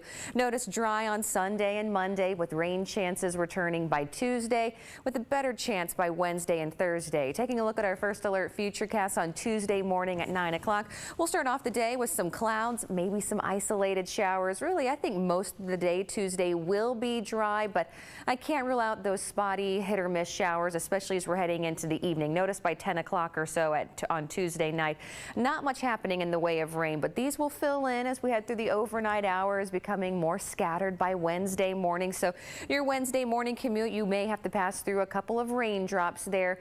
Now these showers will start to fill in, become more widely scattered as we're heading into the evening there on Wednesday and continuing through the overnight hours into Thursday morning. Notice by Thursday morning at 6 a.m. we could see a heavy rain band setting up there along the Tennessee River and closer towards the Mississippi-Alabama state line. Generally by noontime on Thursday, we should be looking at some drier air to make its way back into the Mid-South. Now, as far as potential rainfall amounts go throughout this week, we're going to see those vary depending on your location. Generally about 3/4 to an inch or so for those areas right along the Mississippi River, but then where we could see some of those heavier rain bands setting up for areas east, would not be surprised to see about 2 to 3 inches of rain, and that's going to be over the course of those 3 days. So I'm not expecting any major flooding concerns there. And as far as rainfall goes for today, we are not going to see any of that as we are finishing off this work week. We've got that cold front that has moved well to the south and to the east, and we've got some drier air that has moved in as a result of it. So clouds and the radar, nothing to speak of in that front this morning. Now it is chilly out there. We've got winds coming out of the north around 15 to 20 miles per hour generally. And so that is going to keep us on the cooler side today with those winds coming out of the north and northeast. So a chilly end to the week with highs back into the mid 30s today. And with that abundant sunshine and temperatures above freezing, we will see additional ice melt today. As we're heading into the overnight hours, we've got another frigid night in store for us. Clear skies across the Mid-South. 25 degrees in Memphis tonight, 22 in Ripley, Tennessee, 21 in Alamo. We'll see those mid-20s in North Mississippi tonight with 24 in Oxford as well as Senatobia, 24 in Olive Branch as well as in Marion, Arkansas, 22 degrees up towards Jonesboro and 23 degrees in Harrisburg. So we're going to be dry for the next several days. Again, chilly today with those highs only in the mid-30s. Overnight lows in the 20s tonight. That warming trend starts tomorrow. 47 degrees for your Saturday, 58 degrees for your Sunday, and we continue to warm up from there with 64 degrees for Monday. We're going to start off dry for this new work week, but then again, those rain chances will increase, especially throughout the middle of the week on Wednesday and Thursday. Highs will remain into the mid 60s through Thursday. Okay, take a look at the latest edition of La Prensa Latina. And of course, on the cover there, it is something that we've all been covering here at Action News 5 and across the Mid-South. Tyre Nichols there to be remembered always. His funeral just a couple of days ago. And certainly people are still remembering his life and his legacy and everything that he leaves behind. Let's bring in the editor of La Prensa Latina here, Vivian Fernandez de Adamson. Vivian, happy Friday. We finally made it. How are you? Hi, Andrew. How are you? Doing well, thanks. So tell us a little bit about the cover. Well, this obviously, we have all been talking about this case, Tyre Nichols. Unfortunately, he was beaten to death, and it is something that I can still believe it. I mean, that something like this could happen here in Memphis. I mean, I don't know what else we can do. But this has to stop. It has to stop. Actually, to be honest with you, these former police officers now, I mean, they should still be in jail. I mean, they shouldn't be out, with bond. They shouldn't. I mean, what they did is inhumane. I mean, it is something that people cannot forget that easily. Gotcha. Okay, and there are some other articles that are in La Prensa Latina this week on newsstands right now. One is about the issue of heart health and cardiovascular disease. Tell me about that. Yes, this is according to the American Heart Association 2023 statistical update. According to them, this report that actually was launched last week, or earlier this week, more people died from cardiovascular disease in 2020, the first year of the COVID pandemic, than in any year since 2003. I mean, this is just scaring. It is alarming. They're saying that the largest increases in deaths were seen among Asian, Black, and Hispanic people. And a lot of this is due to structural and societal issues, that drive all these health disparities. So, obviously, this is something that we have to be alert, that, especially right now during February, that is Heart Month, we have to, create awareness about all these heart diseases and be careful. And obviously, with COVID-19, although it is kind of like going away, still, it is here, and we just have to take all the precautions. Yeah, and you said it right, Vivian. I mean, when we think about it, this is the #1 killer of all adults across the world. It's right. #1, men, women, adults, heart disease. So I don't think you can emphasize it enough. Right. I mean, we have to remember that cardiovascular disease, includes coronary heart disease, stroke, heart failure, high blood pressure, everything, you name it. So you have to be careful. You have to take care of yourself. You have to eat well. You have to exercise, do all these things that you can do to better your health and your lifestyle.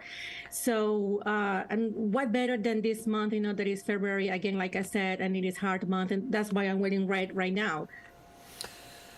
Excellent. Okay, and something a little lighter here, because we've been talking about some heavy issues right now, but something a little lighter, Shakira's Super Bowl outfits. Tell me about this article.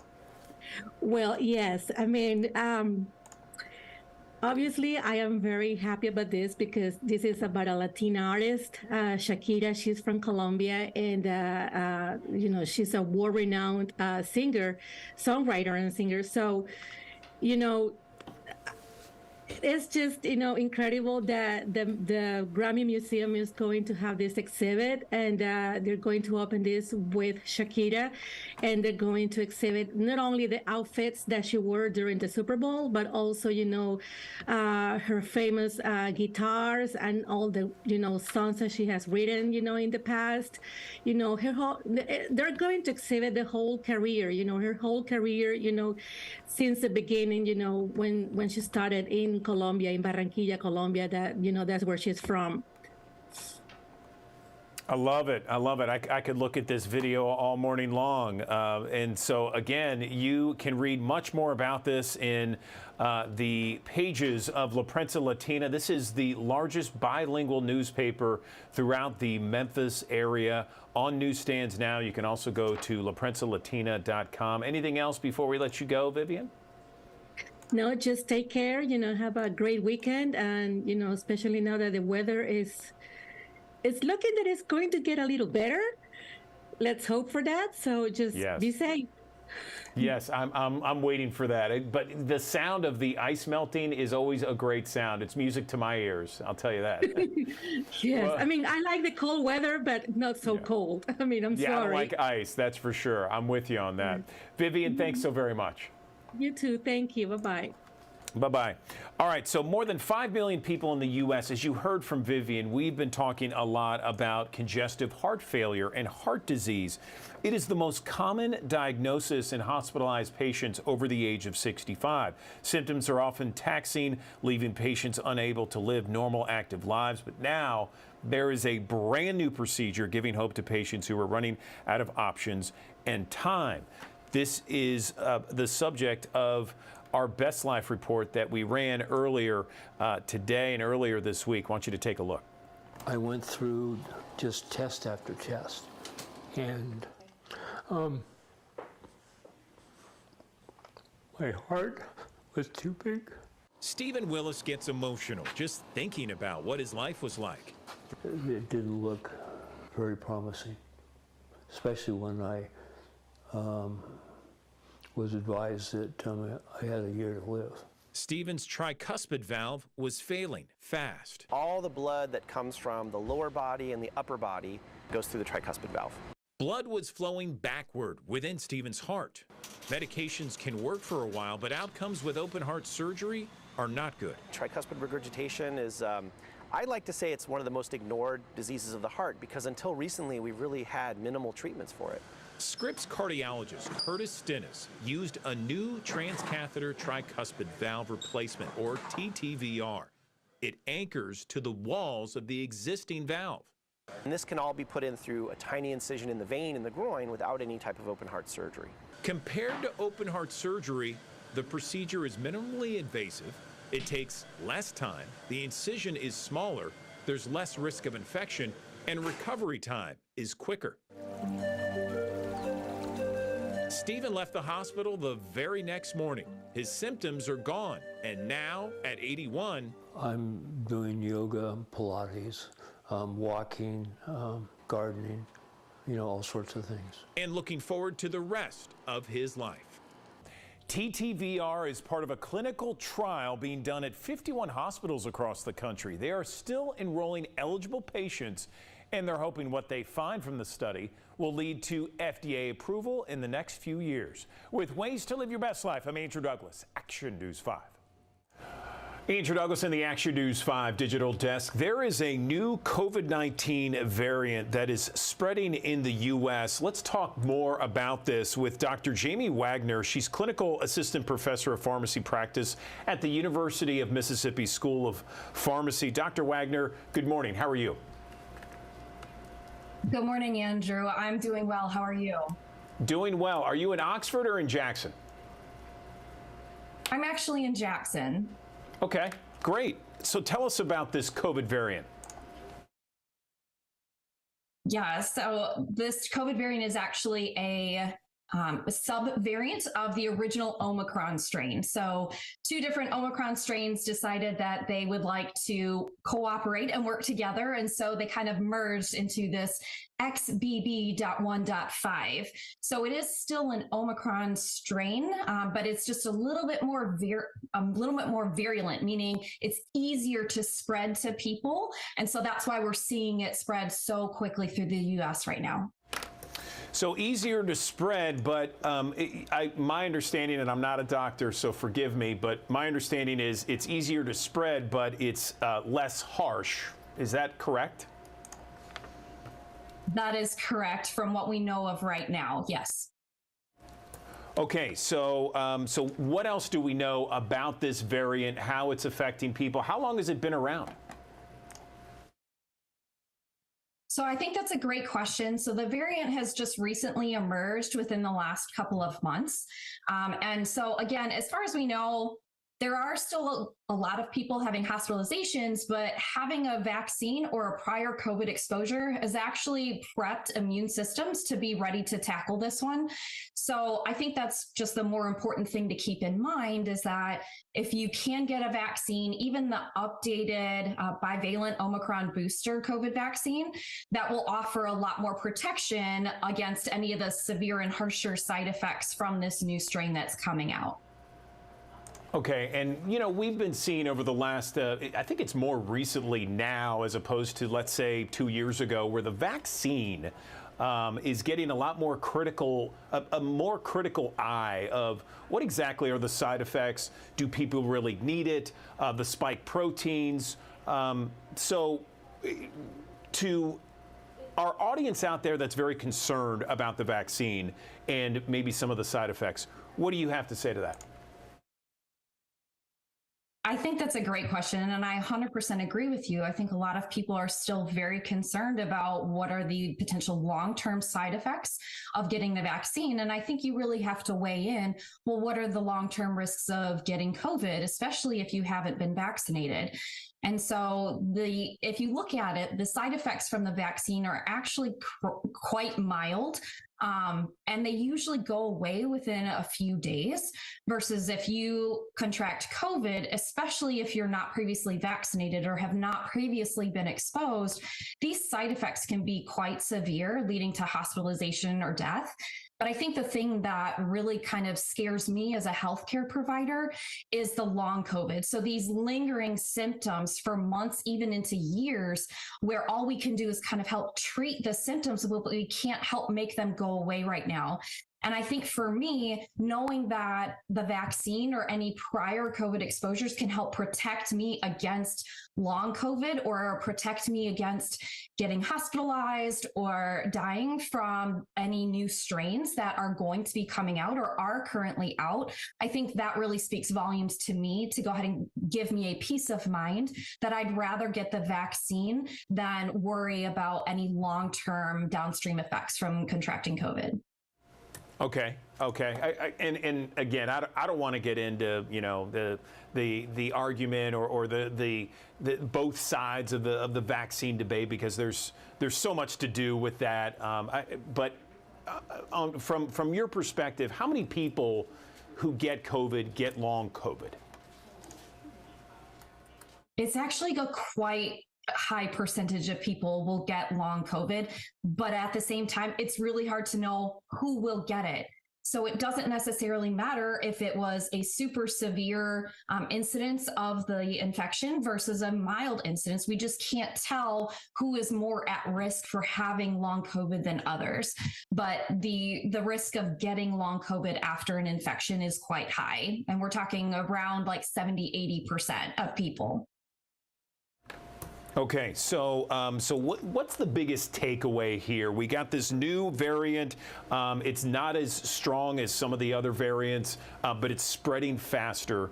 And there might be some people out there that says, we've been through, we've had this pandemic going in its third year right now.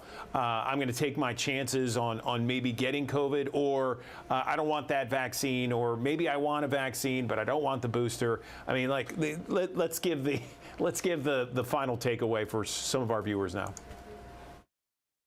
Yeah, I think the final takeaway is to keep in mind that it's not just you or your mom or your siblings that you're impacting if you do test positive for COVID. I think it's you need to remember you're impacting everyone around you. And so, if you think you're having symptoms, please go get tested right away. If it comes back positive, if you can stay home for at least 5 days, please stay home. If you can't, and even if you can, please wear a mask around others for at least 10 days. And also consider really reaching out to a prescriber, going to a pharmacy or to an urgent care center, and they can do test and treat options right there. We have a lot of antivirals that can help against these newer strains and be effective at reducing the duration of the symptoms.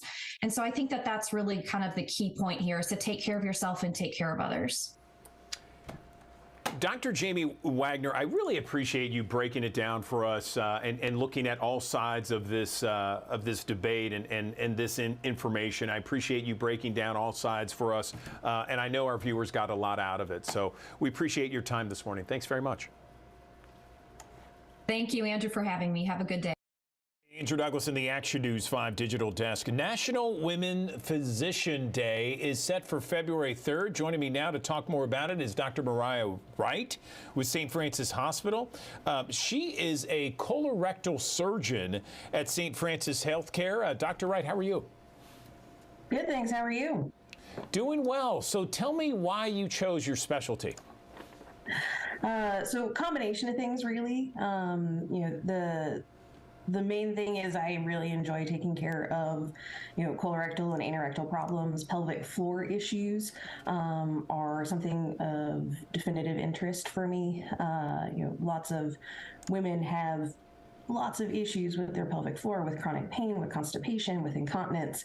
And, there's a lot of folks who unfortunately aren't listened to about these problems for years. And I really enjoy being able to get to them and help them feel better and have a better quality of life. My understanding is you're the only female colorectal surgeon in the Memphis area. Why do you think that is? So I think a combination of things. There's not as many, women surgeons as there are male surgeons. We're getting close, but we're not quite there yet. Memphis is, a little bit of a diamond in the rough as far as, a surgery market, I guess. Not a lot of folks know that this is actually a really great place to work and a great place to live. What about when it comes to being a colorectal surgeon? I mean, take us through a typical day. My days vary from, as far as whether I'm in the operating room or in the office. When I'm in the office, I'm seeing a variety of patients, either with issues with their backside, with hemorrhoids or pain. I'm seeing folks with Crohn's disease and ulcerative colitis. And then I'm doing testing for folks with pelvic floor issues to help them figure out what the next best step will be for them.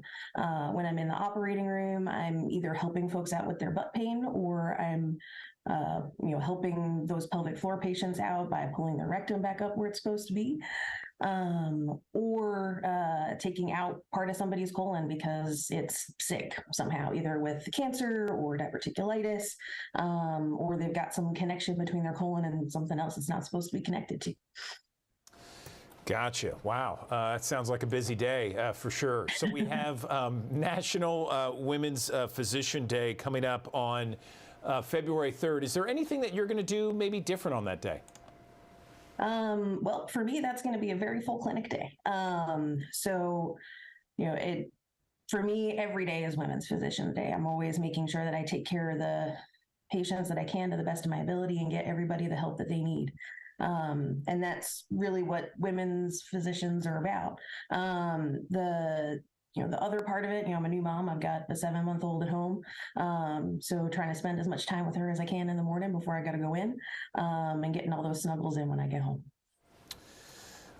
Okay, and anything else you can you want to give in terms of advice for any women or anyone preferably that's going into this kind of medicine, particularly a subspecialty like yourself? So if something interests you, stick with it. There are going to be folks who tell you that you're not good enough, or that you don't know what you're doing, or that you're not smart enough to get where you want to go. But at the end of the day, you are your best advocate, and you know yourself better than anyone else. So if you want something, go for it. The only person who's really going to hold you back is yourself. You can work hard, and things may not look the exact same way that you thought they would when you started, but you will find a place where you can be happy and do the things that you're passionate about. Okay, Dr. Mariah Wright, colorectal surgeon with St. Francis Healthcare. We appreciate your time this morning. Thank you. Thank you. Okay, hoping to impress your loved one on Valentine's Day. Instead of bringing flowers, bring a goat. Yeah, North Carolina farmers making that unique token of love possible.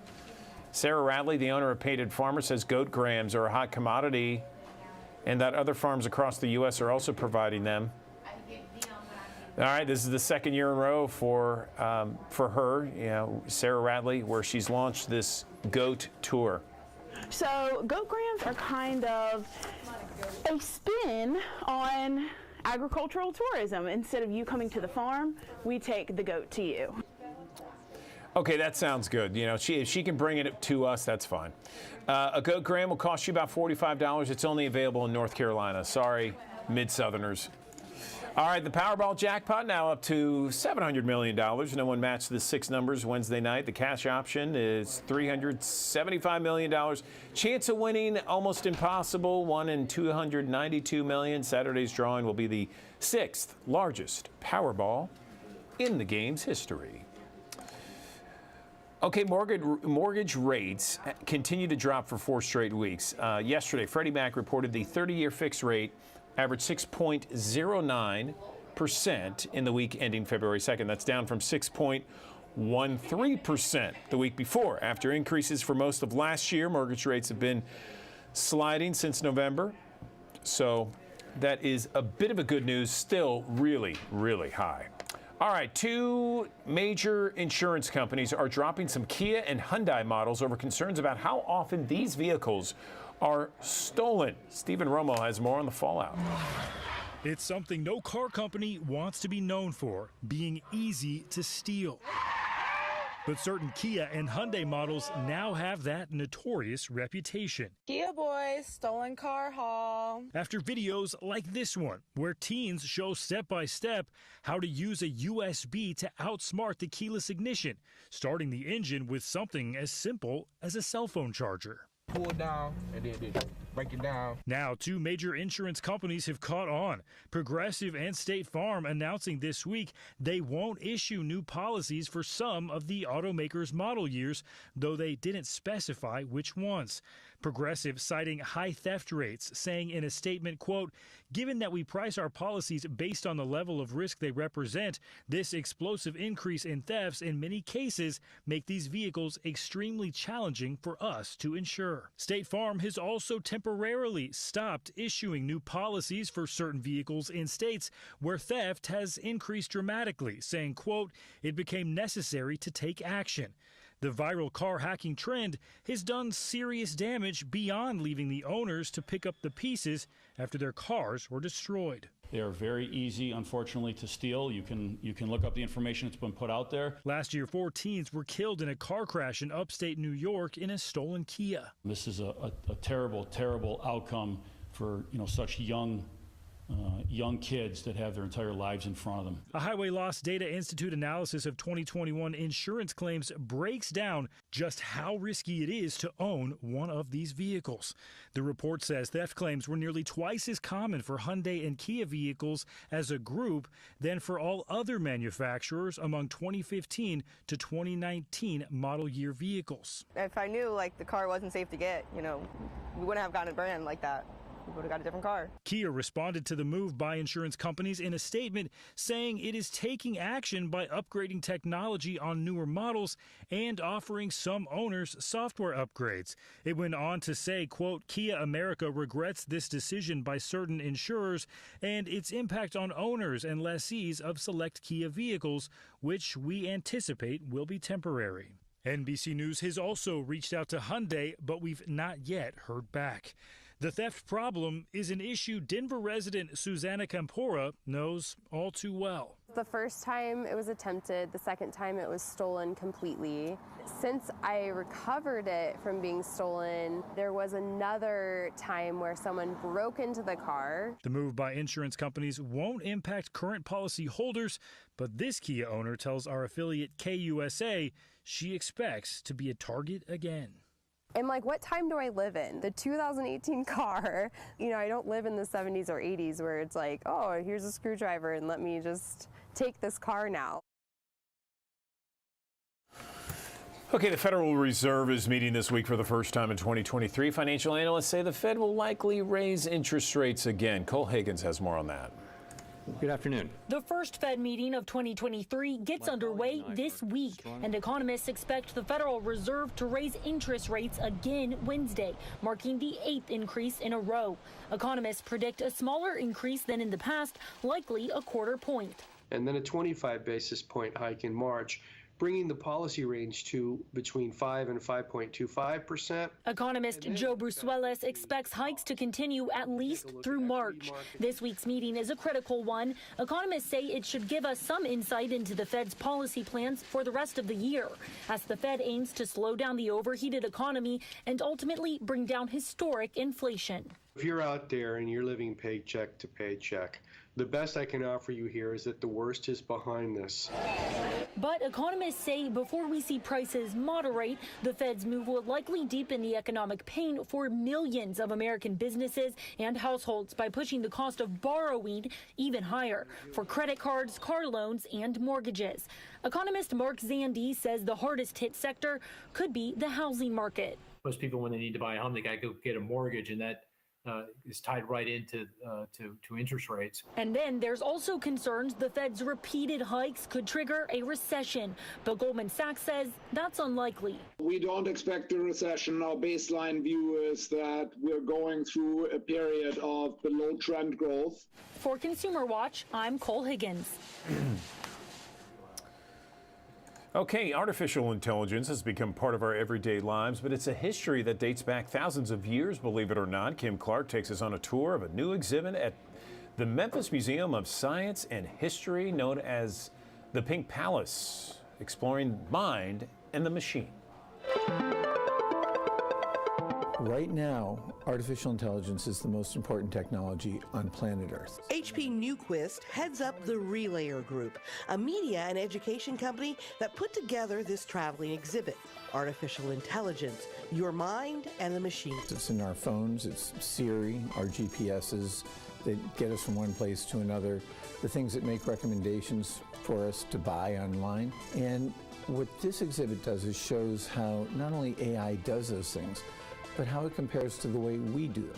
This exhibit at the Memphis Museum of Science and History is for all ages, presented in an easy-to-understand format, focusing on technology and its history.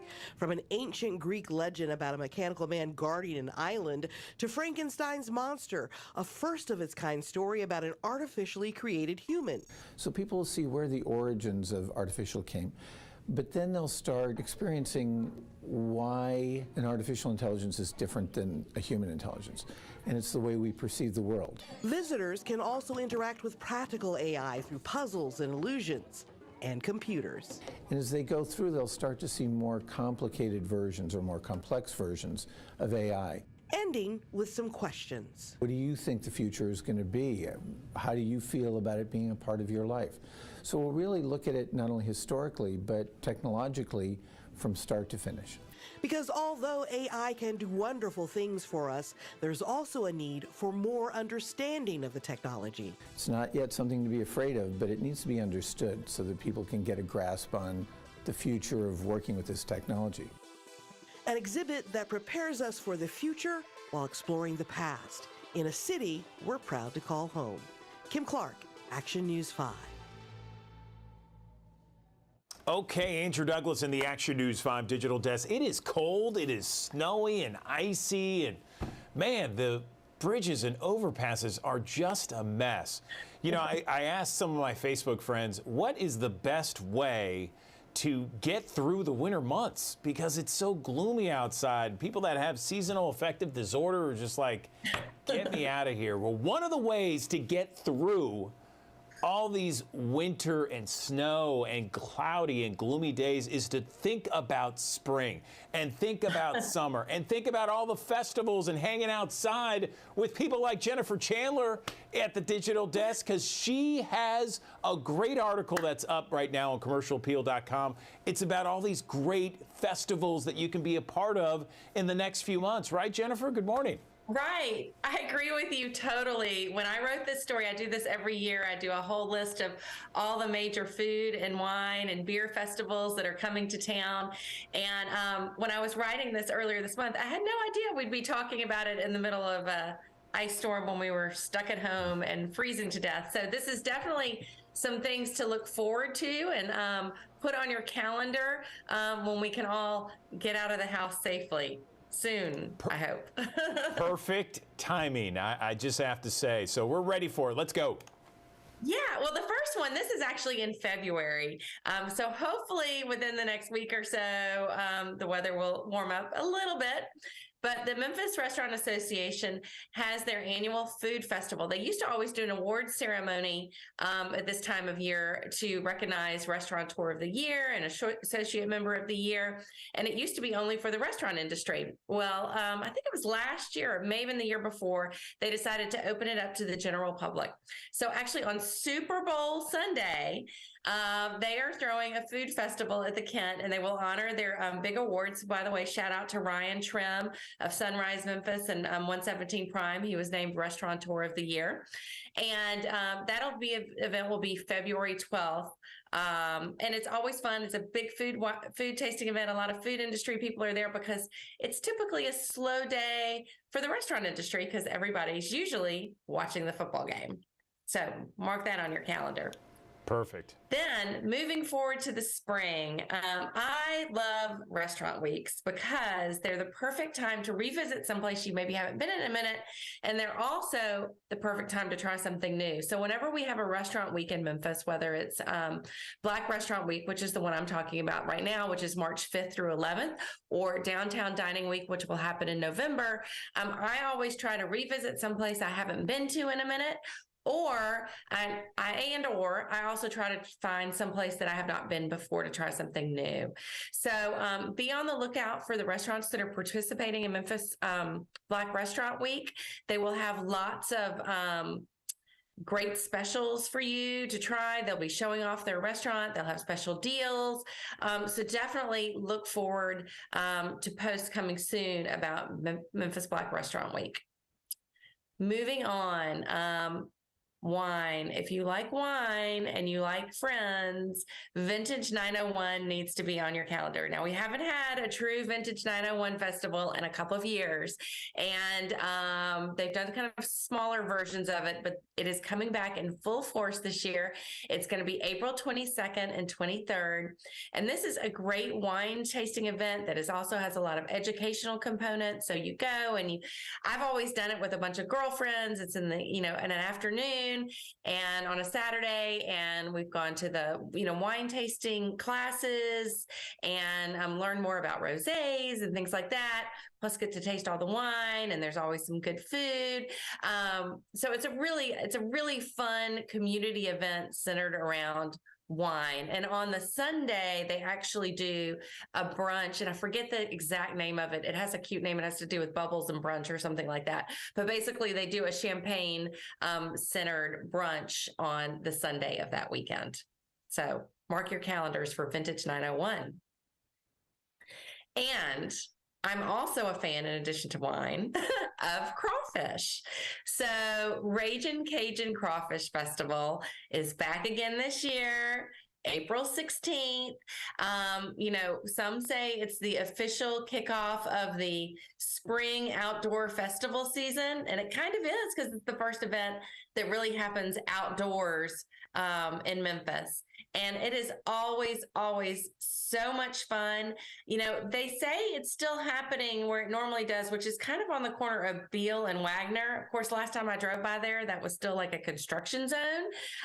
So I'm sure it will be somewhere downtown like that if for some reason they have to move and if their normal spot is not available. But for right now, they're planning on it being in their normal spot downtown. Moving on, Greek food, the Memphis Greek Festival is amazing. Andrew, do you participate in this event?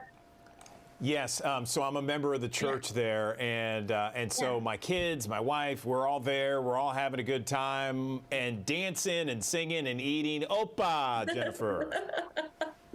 Well, I am not Greek, but I love this festival. In fact, one of the times I did get to go to, I have participated in some of the workshops where they were preparing foods, like all the pastries in advance. And it's so much fun. I always joked, I said, can I be an honorary Greek person? But the food is absolutely incredible. This is a really great community event that brings in not only the Greek community, but all of Memphis. It's at the Greek Orthodox Church that's over there on Highland. And it is a 2-day, and it's a 1-day festival, and you can go and you can get great food. There is a drive-through. So if you don't want to go to the festival, you can still do this drive-through and pick up meals. Gosh, the spanakopita is so good, and the baklava, and it's 2 days. Sorry. 2 days. And it's Mother's Day weekend. So, well, May 12th is what I have written down. Is that correct? Is that Mother's Day? It is. It's that weekend, Mother's Day weekend. We call it the Greek Island on Highland. That's a great one. Well, that is always, always fun. And I love how it has a way that you can go and be part of the event. If you don't want to be the whole event, you can still do the drive-through for it. Okay, then the biggie for Memphis that everyone comes to, Memphis in May, World Championship Barbecue Cooking Contest, which I'm going to get in trouble for saying this. I still call it Barbecue Fest, is May 17th through 20. And it is going to be back on the river. Thank goodness, because I like this event anywhere it happens to be because it's such a great event and there's so much great food and so many great people. But I do really feel like that the river is part of this event, at least for me, because one of my favorite things to do is go right before sunset and watch the sunset, and then go and visit my friends' booths and walk around and people watch. And so it is back on the river this year, May 17th through 20th. I always think my favorite night to go, of course, I shouldn't say this because it's less crowded, is the Thursday night is my favorite night to go because everyone is all still having fun and it's not as crowded. Whereas on Friday night, everyone kind of gets down to business because the finals are on Saturday morning. So if you like barbecue and you like Greek food, you're probably also like me that you like Italian food. So the Memphis Italian Festival is on June 1st through 3rd this year. And basically it's kind of, I think they do their, if I remember correctly, they explained it to me once, but basically how they're judging and their teams and everything work. It's almost like an Italian version of how the Memphis in May competition is set up. So teams have to come, they have to cook everything from scratch on site in their tent, just like at Barbecue Fest or Memphis in May World Championship Cooking Contest. And it's just a really cool event. They have lots of great music. This is located in East Memphis, kind of at Mendenhall and Park at Holy Rosary Church. It started out in their parking lot as a fundraiser for the church and its sports programs. And over the years, it's grown. It's taken over all of Marquette Park. It's a ton of fun. And especially it's more fun if you actually know somebody cooking. So it's the same thing like it is at Memphis in May. You kind of have to know someone to go into their tent, but you can obviously walk around and see all the action.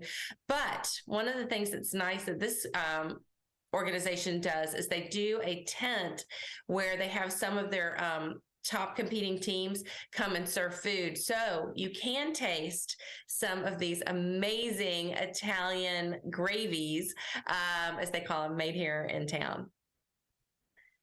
Moving on in the summer, there's two more I'm going to mention is Craft Food and Wine Festival is June 25th.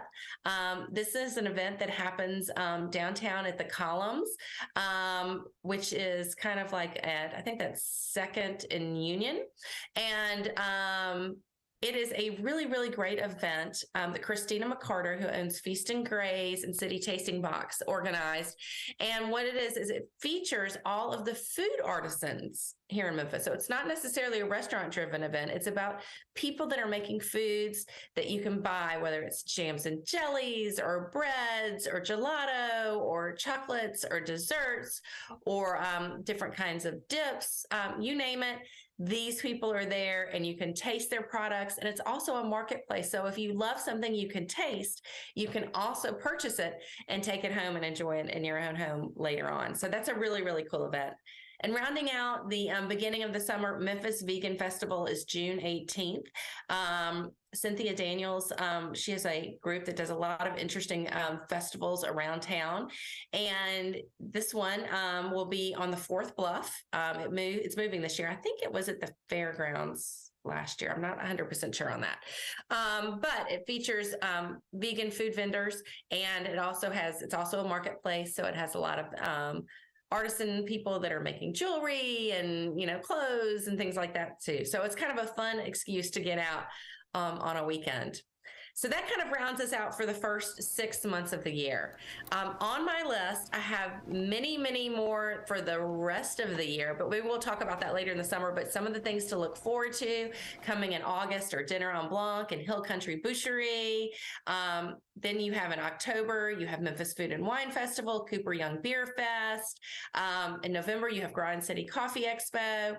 So if you want all the dates on all of those events, you can head over to commercialappeal.com and see what the dates are, so you can block it out and say, I am not going out of town this weekend because I want to be here for this event. And I do have, ticket information and pricing and all of that listed on this story that I have up there. And I kind of refer to it throughout the year, the story. I'm glad it lives up in the world of, the internet, so that I can remind myself, oh, what's going on this month if I forgot to put something on my calendar.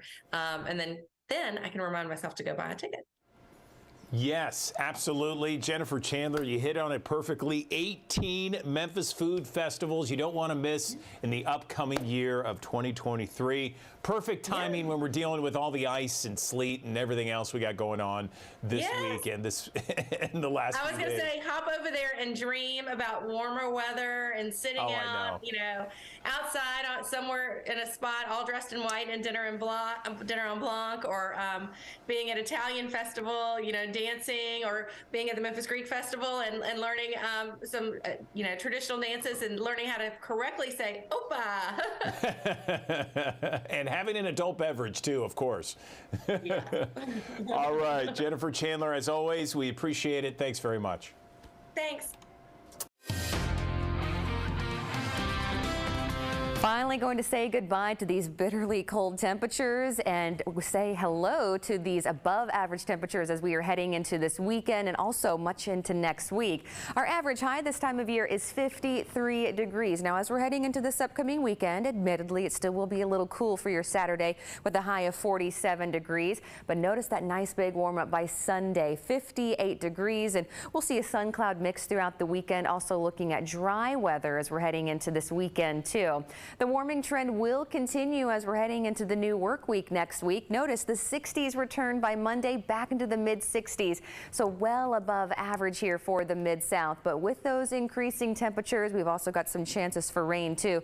Notice dry on Sunday and Monday with rain chances returning by Tuesday, with a better chance by Wednesday and Thursday. Taking a look at our first alert futurecast on Tuesday morning at 9 o'clock. We'll start off the day with some clouds, maybe some isolated showers. Really, I think most of the day Tuesday will be dry, but I can't rule out those spotty hit or miss showers, especially as we're heading into the evening. Notice by 10 o'clock or so on Tuesday night, not much happening in the way of rain, but these will fill in as we head through the overnight hours, becoming more scattered by Wednesday morning. So your Wednesday morning commute, you may have to pass through a couple of raindrops there.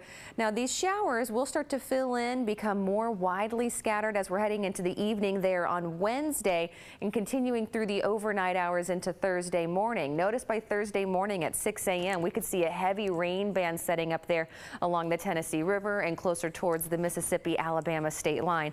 Generally by noontime on Thursday, we should be looking at some drier air to make its way back into the Mid-South. Now, as far as potential rainfall amounts go throughout this week, we're going to see those vary depending on your location. Generally about 3/4 to an inch or so for those areas right along the Mississippi River, but then where we could see some of those heavier rain rain band setting up for areas east. Would not be surprised to see about 2 to 3 inches of rain, and that's going to be over the course of those 3 days. So I'm not expecting any major flooding concerns there. And as far as rainfall goes for today, we are not going to see any of that as we are finishing off this work week. We've got that cold front that has moved well to the south and to the east, and we've got some drier air that has moved in as a result of it. So clouds and the radar, nothing to speak of in that front this morning. Now it is chilly out there, and we've got winds coming out of the north around 15 to 20 miles per hour generally. And so that is going to keep us on the cooler side today with those winds coming out of the north and northeast. So a chilly end to the week with highs back into the mid-30s today. And with that abundant sunshine and temperatures above freezing, we will see additional ice melt today. As we're heading into the overnight hours, we've got another frigid night in store for us. Clear skies across the Mid-South. 25 degrees in Memphis tonight, 22 in Ripley, Tennessee, 21 in Alamo. We'll see those mid-20s in North Mississippi tonight with 24 in Oxford as well as Senatobia, 24 in Olive Branch as well as in Marion, Arkansas, 22 degrees up towards Jonesboro, and 23 degrees in Harrisburg. So we're going to be dry for the next several days. Again, chilly today with those highs only in the mid-30s. Overnight lows in the 20s tonight. That warming trend starts tomorrow. 47 degrees for your Saturday, 58 degrees for your Sunday, and we continue to warm up from there with 64 degrees for Monday. We're going to start off dry for this new work week, but then again, those rain chances will increase, especially throughout the middle of the week on Wednesday and Thursday. Highs will remain into the mid-60s through Thursday.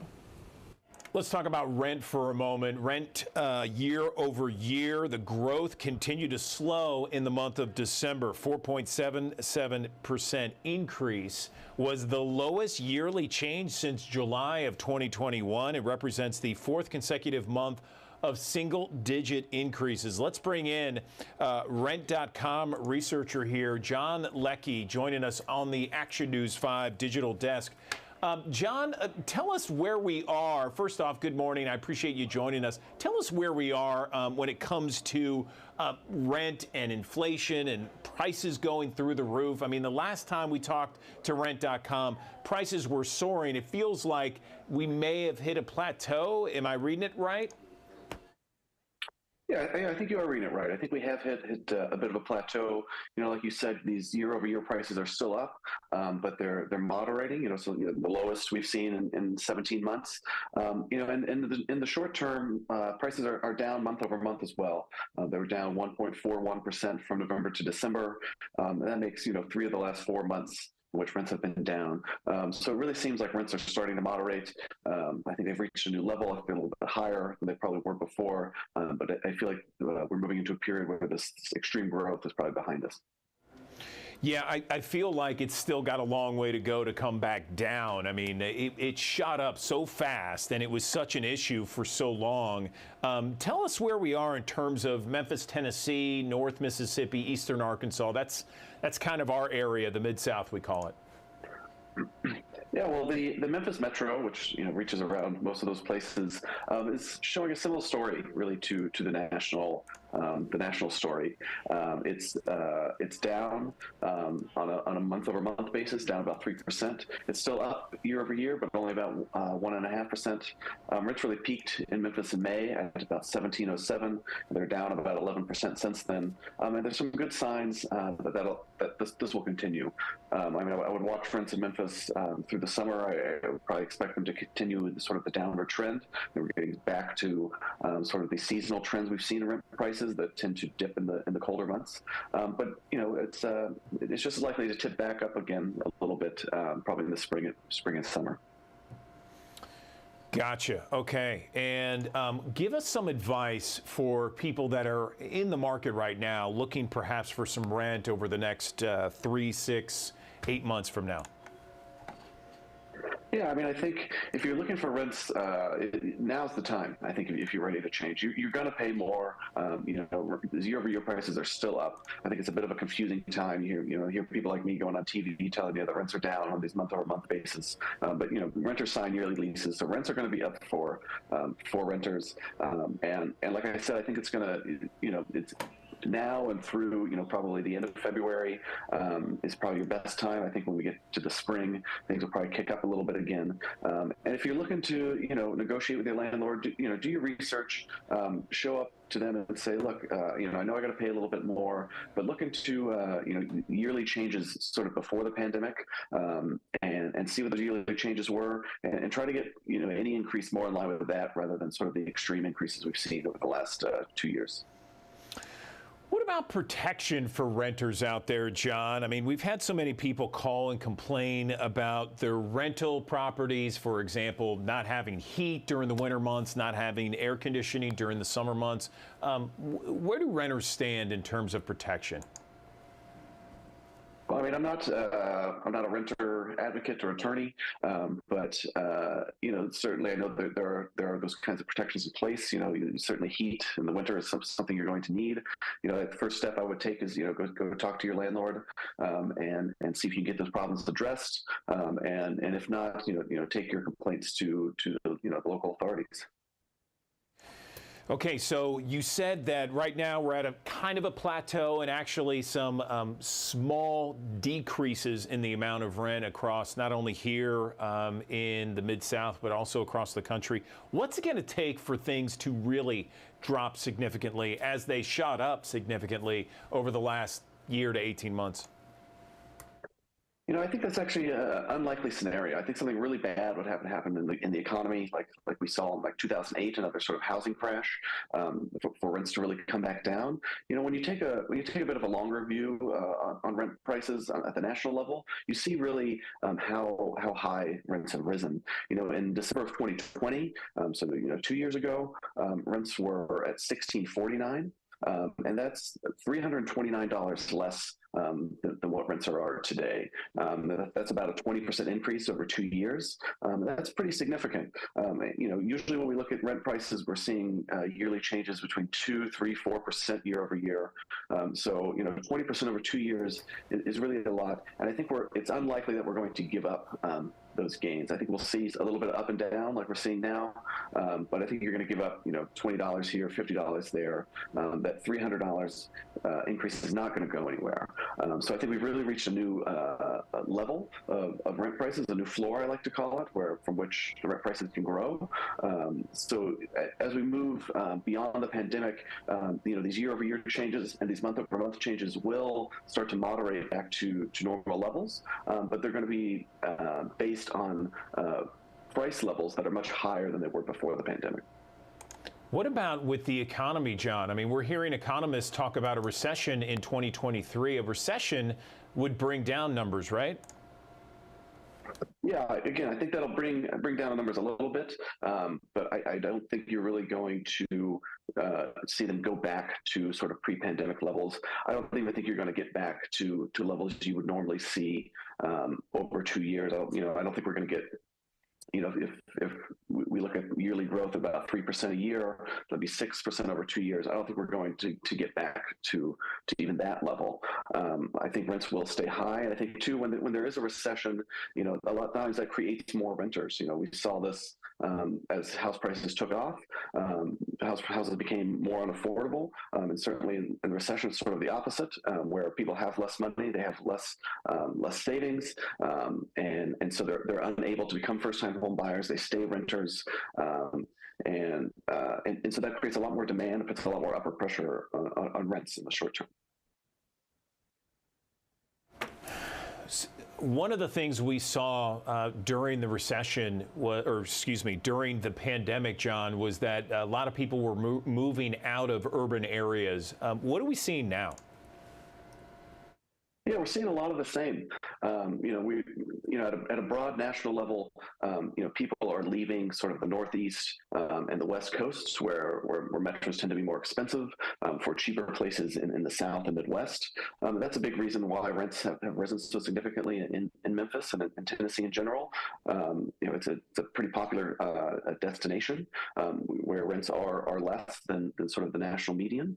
And then we're also seeing, and if you kind of zoom in to some of those numbers, a lot of people in these more expensive metros are moving away from the core metro into sort of the surrounding suburbs and exurbs, trading sort of cheaper rent prices for maybe a longer commute that either doesn't have to happen anymore or happens less. So yeah, we're definitely seeing a lot of moving around, or we did in 2023. It'll be interesting to see as these sort of post-pandemic work situations get more settled, how those migration patterns change, and how if people continue to move around as much as they have been. John, any final thoughts with regards to our viewers, again, in the Memphis, Tennessee area, North Mississippi, West Tennessee, Eastern Arkansas? Any final thoughts you'd like to tell some of those folks? Yeah, I think just, in general, if you're getting ready to sign a new lease, get ready to pay a little bit more. I think you're better off signing a lease now than you were 6 months ago. But you're going to pay more, but don't be afraid to negotiate with your landlord. Do your research. Show up educate yourself and show up ready to negotiate with your landlord. They don't have quite as much leverage as they did 6 months ago, so you might be able to save yourself a little bit of money there. All right, John Leckie, rent researcher, really appreciate it. And thank you for all the inside info. I know it's helpful to so many viewers out there. Thanks very much. Yeah, thanks for having me. Okay, so you've heard about 401ks, health care, but what about child care benefits? As the cost of child care continues to climb, it's become one of the fastest growing trends in business, and Memphis Transit Authority is the latest company to jump on board. Starting this month, Memphis Area Transit Authority will pay $200 a month towards their employees' child care. So the company is partnering up with child care tech app Tutris, which has more than 185,000 licensed child care providers on its network. MATA parents simply just go online, they type in their city or their zip code, and then they browse through a list of child care providers that show how many openings they have in real time or on the app. And then MATA will pay the first $200 of the monthly enrollment, with parents picking up the rest of the tab. Here's what MATA had to say about all this. I'm actually really excited that we're having this program as a three-time mom, I guess, with the newborn. This is right on time. COVID has definitely changed what the workforce could look like. Has changed what people are looking for in companies. To be able to provide this additional benefit, I think is definitely great. We have a night shift, we have swing shifts, we have early morning shifts. And so, childcare definitely can be an issue if you have a driver that has to come in at 3:30 in the morning, or if you have a mechanic or someone who works in our maintenance department that works the 12 to 8 shift. So hopefully have childcare that can correlate with those schedules is definitely a plus. Okay, so MATA, again, partnering up with the child care tech app Tutris. Now, joining us now to talk more about the future of child care, we have the CEO of Tutris, Jeff McAdam. Actually, he's a Tutris creative director, I should say. Jeff, good morning. How are you? Good morning. Yeah, thanks for having me this morning. Happy to be here. And we're talking about Tutris as well, and the partnership with Memphis Transit Authority, and it's an exciting one for us.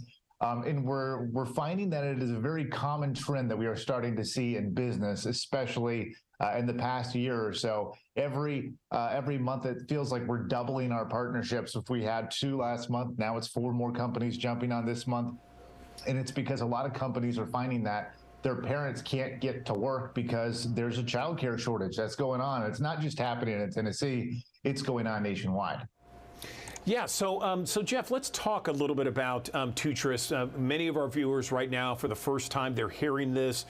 They're hearing about this app and perhaps how it works. Can you take us through how this thing works, how MATA was on board, the Memphis Area Transit Authority, if you are familiar with that, and how people can get involved? Yeah, you got it. So what Tutris is a tech platform. It is the largest childcare platform in the country. So at the heart and soul of what this thing does is there's 185,000 licensed childcare providers nationwide that are listed on it. It's kind of like the Airbnb of childcare. So if you're a childcare provider that's out there who wants to market their program, they go to Tutris in order to get themselves out there, and it's free for childcare providers to use.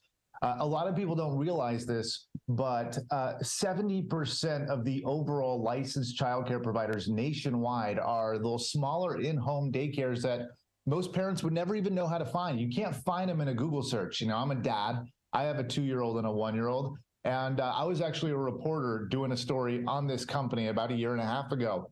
I was going through the childcare search and I felt like I was banging my head against the wall, trying to find a place that's a good fit. You could spend weeks, if not over a month, trying to find a good fit. And then this app comes along and it streamlines the process. It helps parents go online with a simple search. You put in your city or your zip code, and it shows you all the availability in your area, and it shows you the openings they have in real time.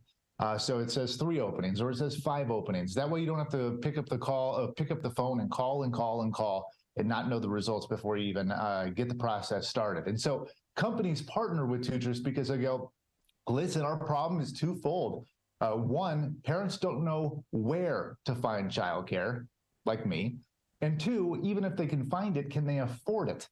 And so that's where Tutris comes in. You know, the best thing to kind of combat against rising prices is the opportunity to shop around. So when you know you have 5 or 6 or 7 opportunities in your area, well, now you can kind of gauge program to program which one is the best one for you, whether it's the age range that it serves, the price that it serves, and businesses tap into Tutris for their employees because they say, we want to make it as easy as possible for you to find childcare so we can rely on you guys coming to work and being productive employees. In fact, companies like Memphis Transit Authority say, not only will we let you tap into this platform, Tutris, we're going to up the ante. We want to be able to pay $200 a month towards your childcare benefits in order to just make it a little bit easier. So if you're trying to sit at home and debate, I'm spending $1,500 a month on childcare for my 2 kids, does it make more sense for me to stay home and just take care of them if half my paycheck is going to childcare?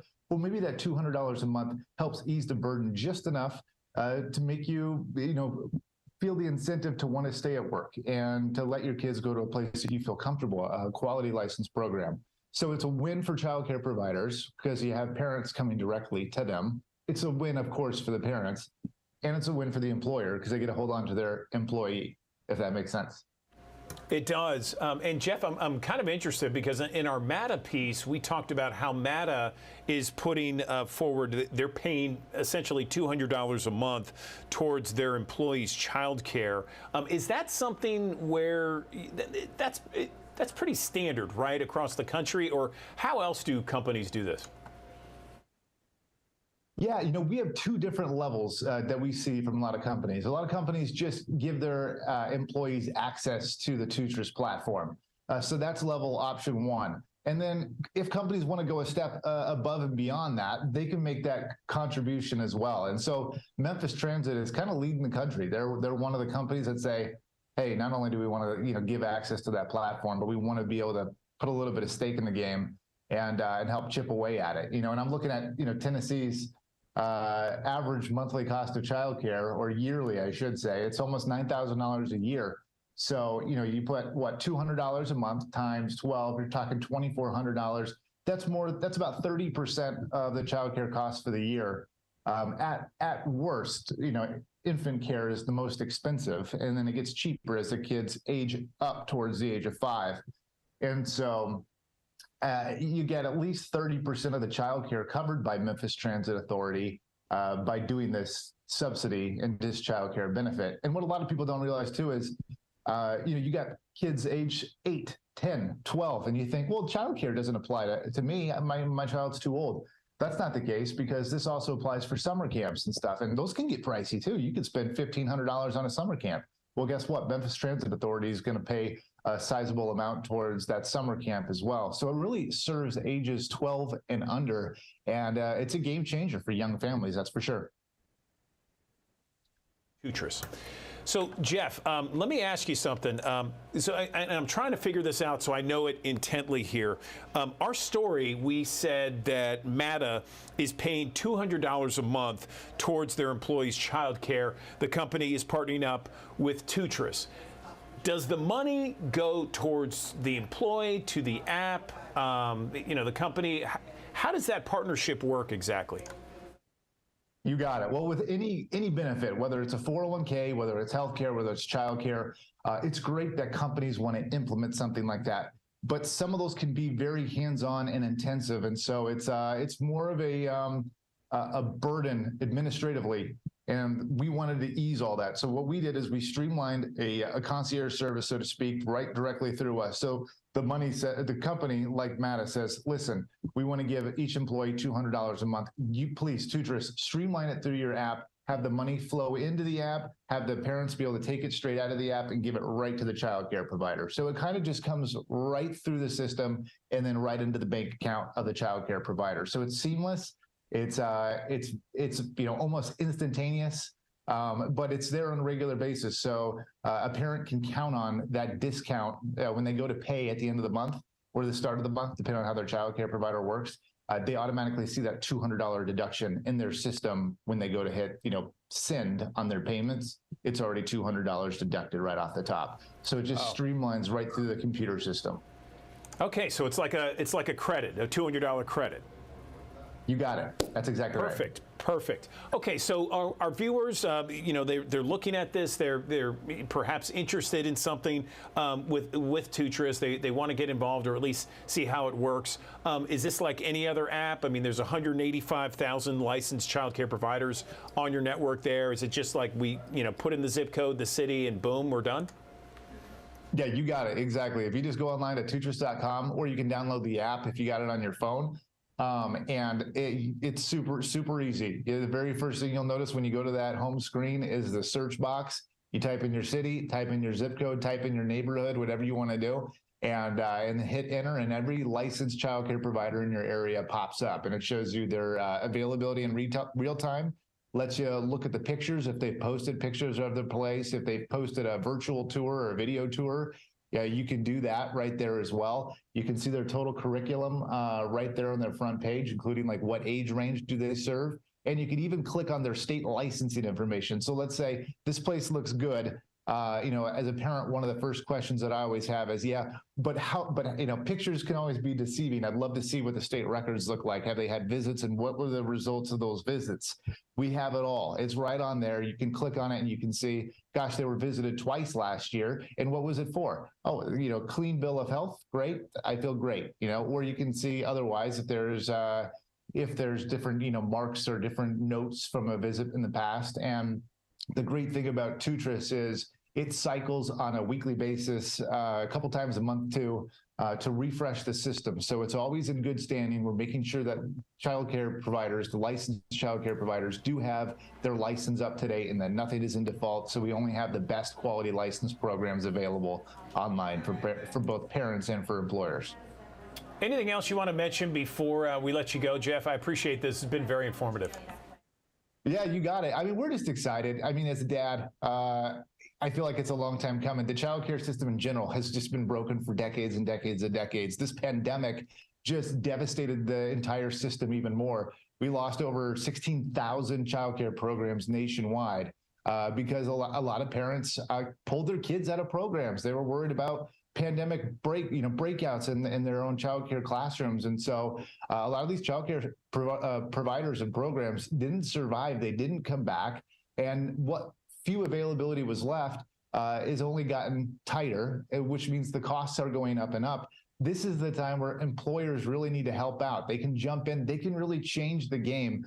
Maybe something bad in a pandemic has opened up the opportunity for something wonderful and good, a change that's been decades overdue. So we're excited about it and excited to see programs like companies like MATA taking the initiative to help their employees out. Okay, Jeff McAdam, Tutris Creative Director. We appreciate you giving us the intel this morning, and good luck to you and the rest of 2023. Appreciate it. Thank you so much for having me.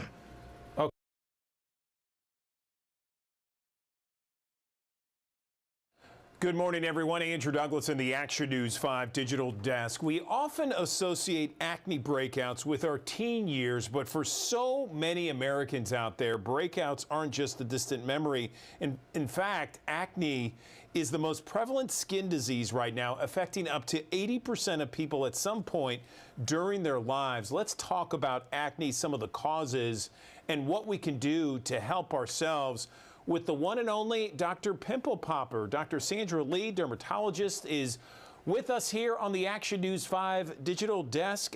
Dr. Lee, thanks so much for joining us. How are you? I'm fine. How are you guys? We are doing well, thank you very much. So, so tell us, what is the cause of acne primarily? Well, acne is caused by oily skin or sebum that builds up in our pores. And sebum is really largely controlled by hormones. So really, that's really what causes everything. You know, hormones are also called androgens. These increase and decrease throughout our lifetime, so they fluctuate. And so when they are higher, like during teenage years, that's when you have more acne breakouts. And so actually, though, throughout your life, it can really fluctuate and go up and down, so that, you know, you can get them when you're 50. You can even get acne when you're in your 50s and your 60s. So it doesn't really matter your age or your gender. Hormones. So tell me about the AHA Acne Hormones campaign that you are a part of. I guess it spotlights the role of hormones as the underlying cause of acne. Tell me more. Yeah, I mean, I think it's important for people to understand why we get acne breakouts. And that's really a key to treating, because I think people feel really helpless when they have a breakout and they don't know how to treat it. And then you get some kind of, treatment regimen from your doctor and you're like, well, I don't even know what this does. I don't know, what it's doing. I don't know if it's going to work or not. But if people understand that it's caused by hormones specifically, and that a certain medication is going to specifically help to treat those or lower those hormones in your skin, then I think people are going to be more willing to use it, and they're going to actually also feel really like a part of the treatment, right? They're going to feel like they have control over their own skin. Dr. Lee, you have this show on TLC, and it's a hit show. So many people watch it, but it's interesting. I know in our viewers, and you might find this yourself, that people are in either one of two camps. They either love the show or they can't stand it because they can't stand watching the video. Tell me about your success and what the show's like. Well, I think it became successful because either people hate it or they love it, but either way, they're talking about it, right? So that's really what really drove the interest or, the popularity of the show. And I really think what's great about it is even if you have to look away at certain parts, there's such a wonderful story there. You really meet people that you kind of connect with because you see how we can change their lives in very positive ways. And so it's a really great feel-good story. It just really kind of starts with something that's a little bit maybe a little uncomfortable to watch or uncomfortable to see. But that's what's really great about it. I feel so lucky to be a part of it. So many people watching right now either have a family member or a friend that has been affected by serious acne throughout some point of their lives. Can you maybe talk about some myths and misconceptions about acne? Sure. I mean, I think greasy food, right? I'm sure like a mom has told a son, like, you stop eating that pizza because that's really just going to make your acne worse. Well, pizza only causes acne if you rub it all over your face, because that's where you're getting oil on your skin. Eating pizza is not going to transfer to oil increasing in your skin. So that's one myth.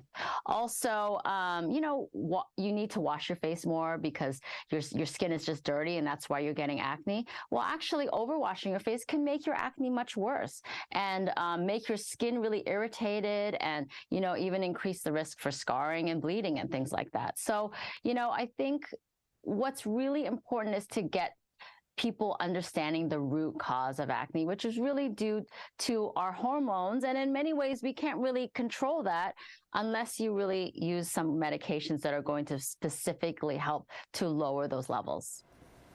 What about your gut? I hear a lot of doctors talk about your microbiome, your gut as maybe a source of some acne out there. Is that true?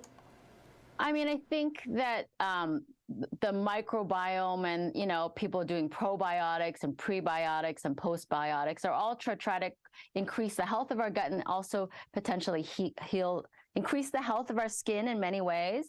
And, you know, there's a lot of new things that we're learning in that sort of arena. But it's just part of the whole process. And I think in general, if we feel healthy in general, our skin is going to look more healthy. You know, we're going to feel good about ourselves.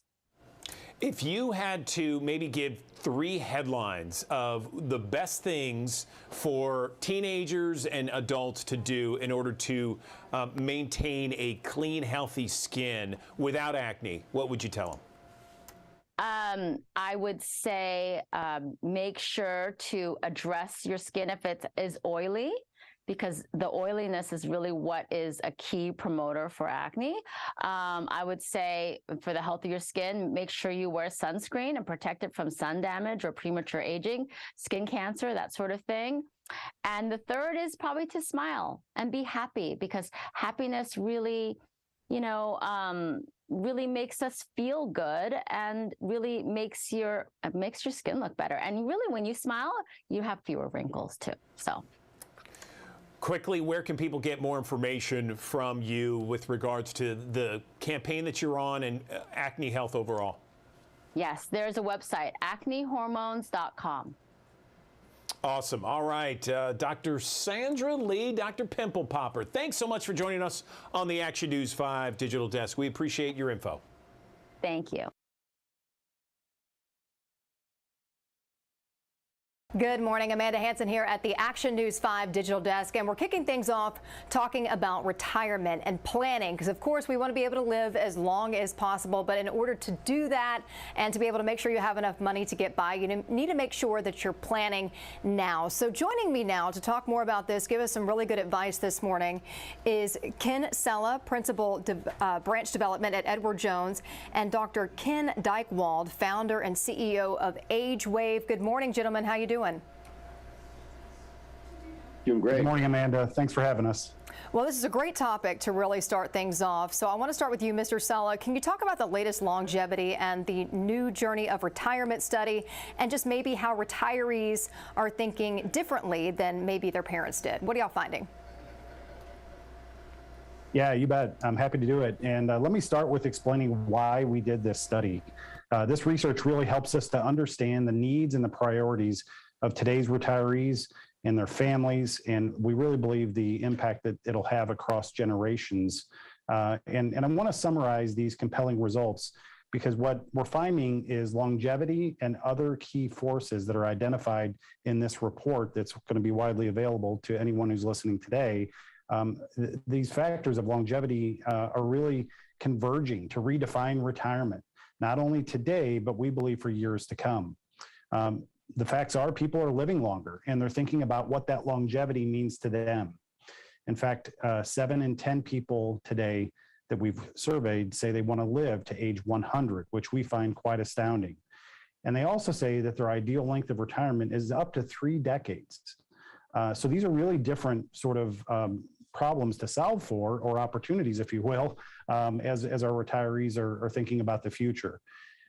But as they do that, it's not their parents' version of retirement that they have in mind. It's a whole new chapter in life. That's how they're thinking of it. One that's filled with fun, enjoyment, new possibilities, and oftentimes a reinvention of themselves and what they want to do in their life. And oftentimes they're inspired by celebrities and other people who are out there in society today making contributions well into their 70s and really having a positive impact, living their purpose. Our retirees today see that, and they want more for themselves. And I'm one of those people. I want more for myself too, and to be able to make the most of my retirement. So Dr. Dykewald, I want to bring you in now. Can you tell us about the 4 stages of retirement a little bit more? Sure. One of the advantages of surveying 11,000 people from all walks of life is you can get a bit of a portrait as to what's taking place in people's lives. And what we saw was that people were kind of gliding into retirement with some bumps, but also they find a way to make it smooth. There's a period we've named anticipation. It's the 10 years before retirement. Folks are busy with their families. They're still working hard at their jobs, but they're beginning to think about wow, what am I going to do? What am I going to make of myself when my time comes where I'm no longer working? And then the first couple of years into retirement, we've named liberation and disorientation. And what we see is that on the one hand, people feel free. They've never been so free in their whole life. They can do what they want and when they want to do it. But there's a lot of confusion. You know, have I saved enough money? Am I living in the right neighborhood? Will I be able to make new friends if my friends are still working? What time should I get up in the morning? Just a whole lot of decisions to be made and uncertainty about how to do it. And third is a big 15-year period that we've named reinvention, when people kind of get in the groove of retirement and they find good role models and they develop new purpose and they find things to do to keep themselves both occupied and feeling that they've got purpose in their lives throughout.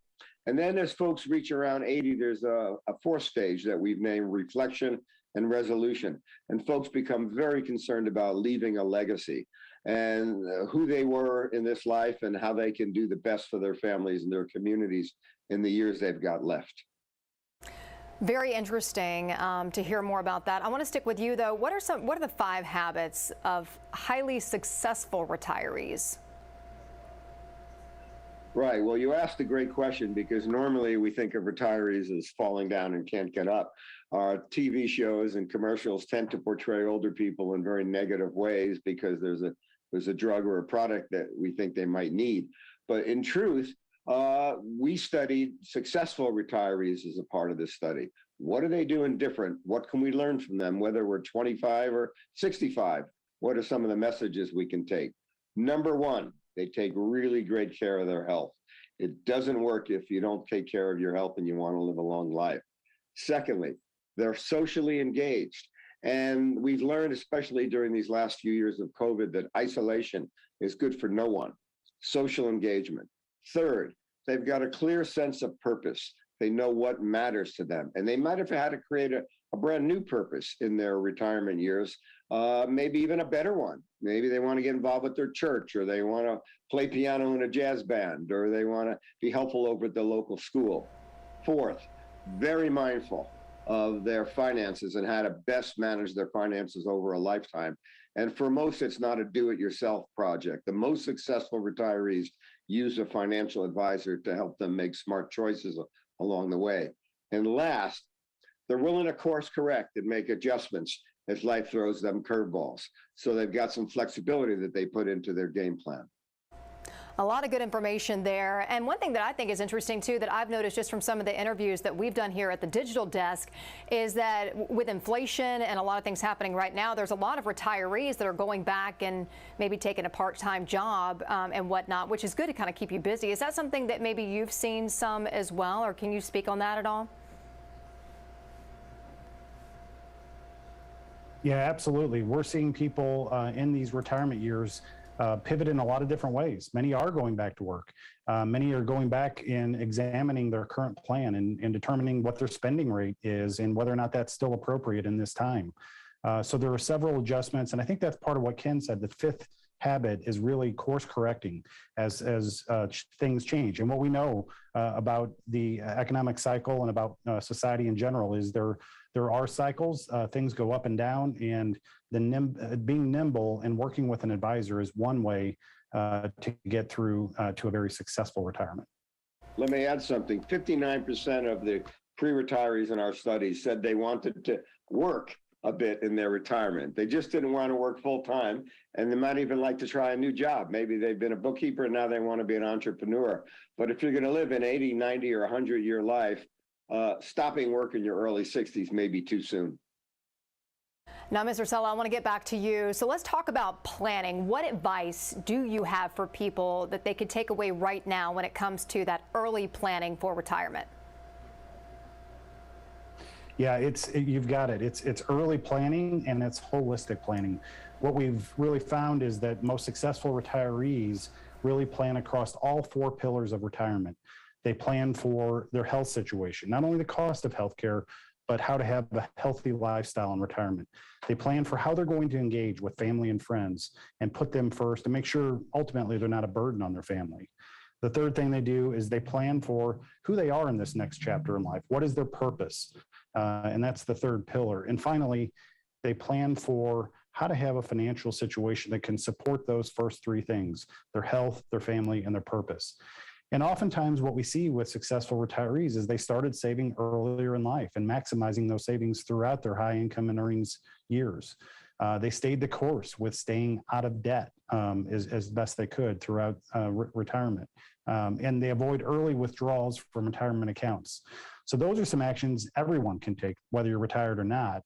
And we believe we can help new retirees aspire to a successful retirement by showcasing other people who have already retired, who have been very successful, that are currently active in their community, engaged with other people and connected with friends and family, living a purposeful life and making a positive impact.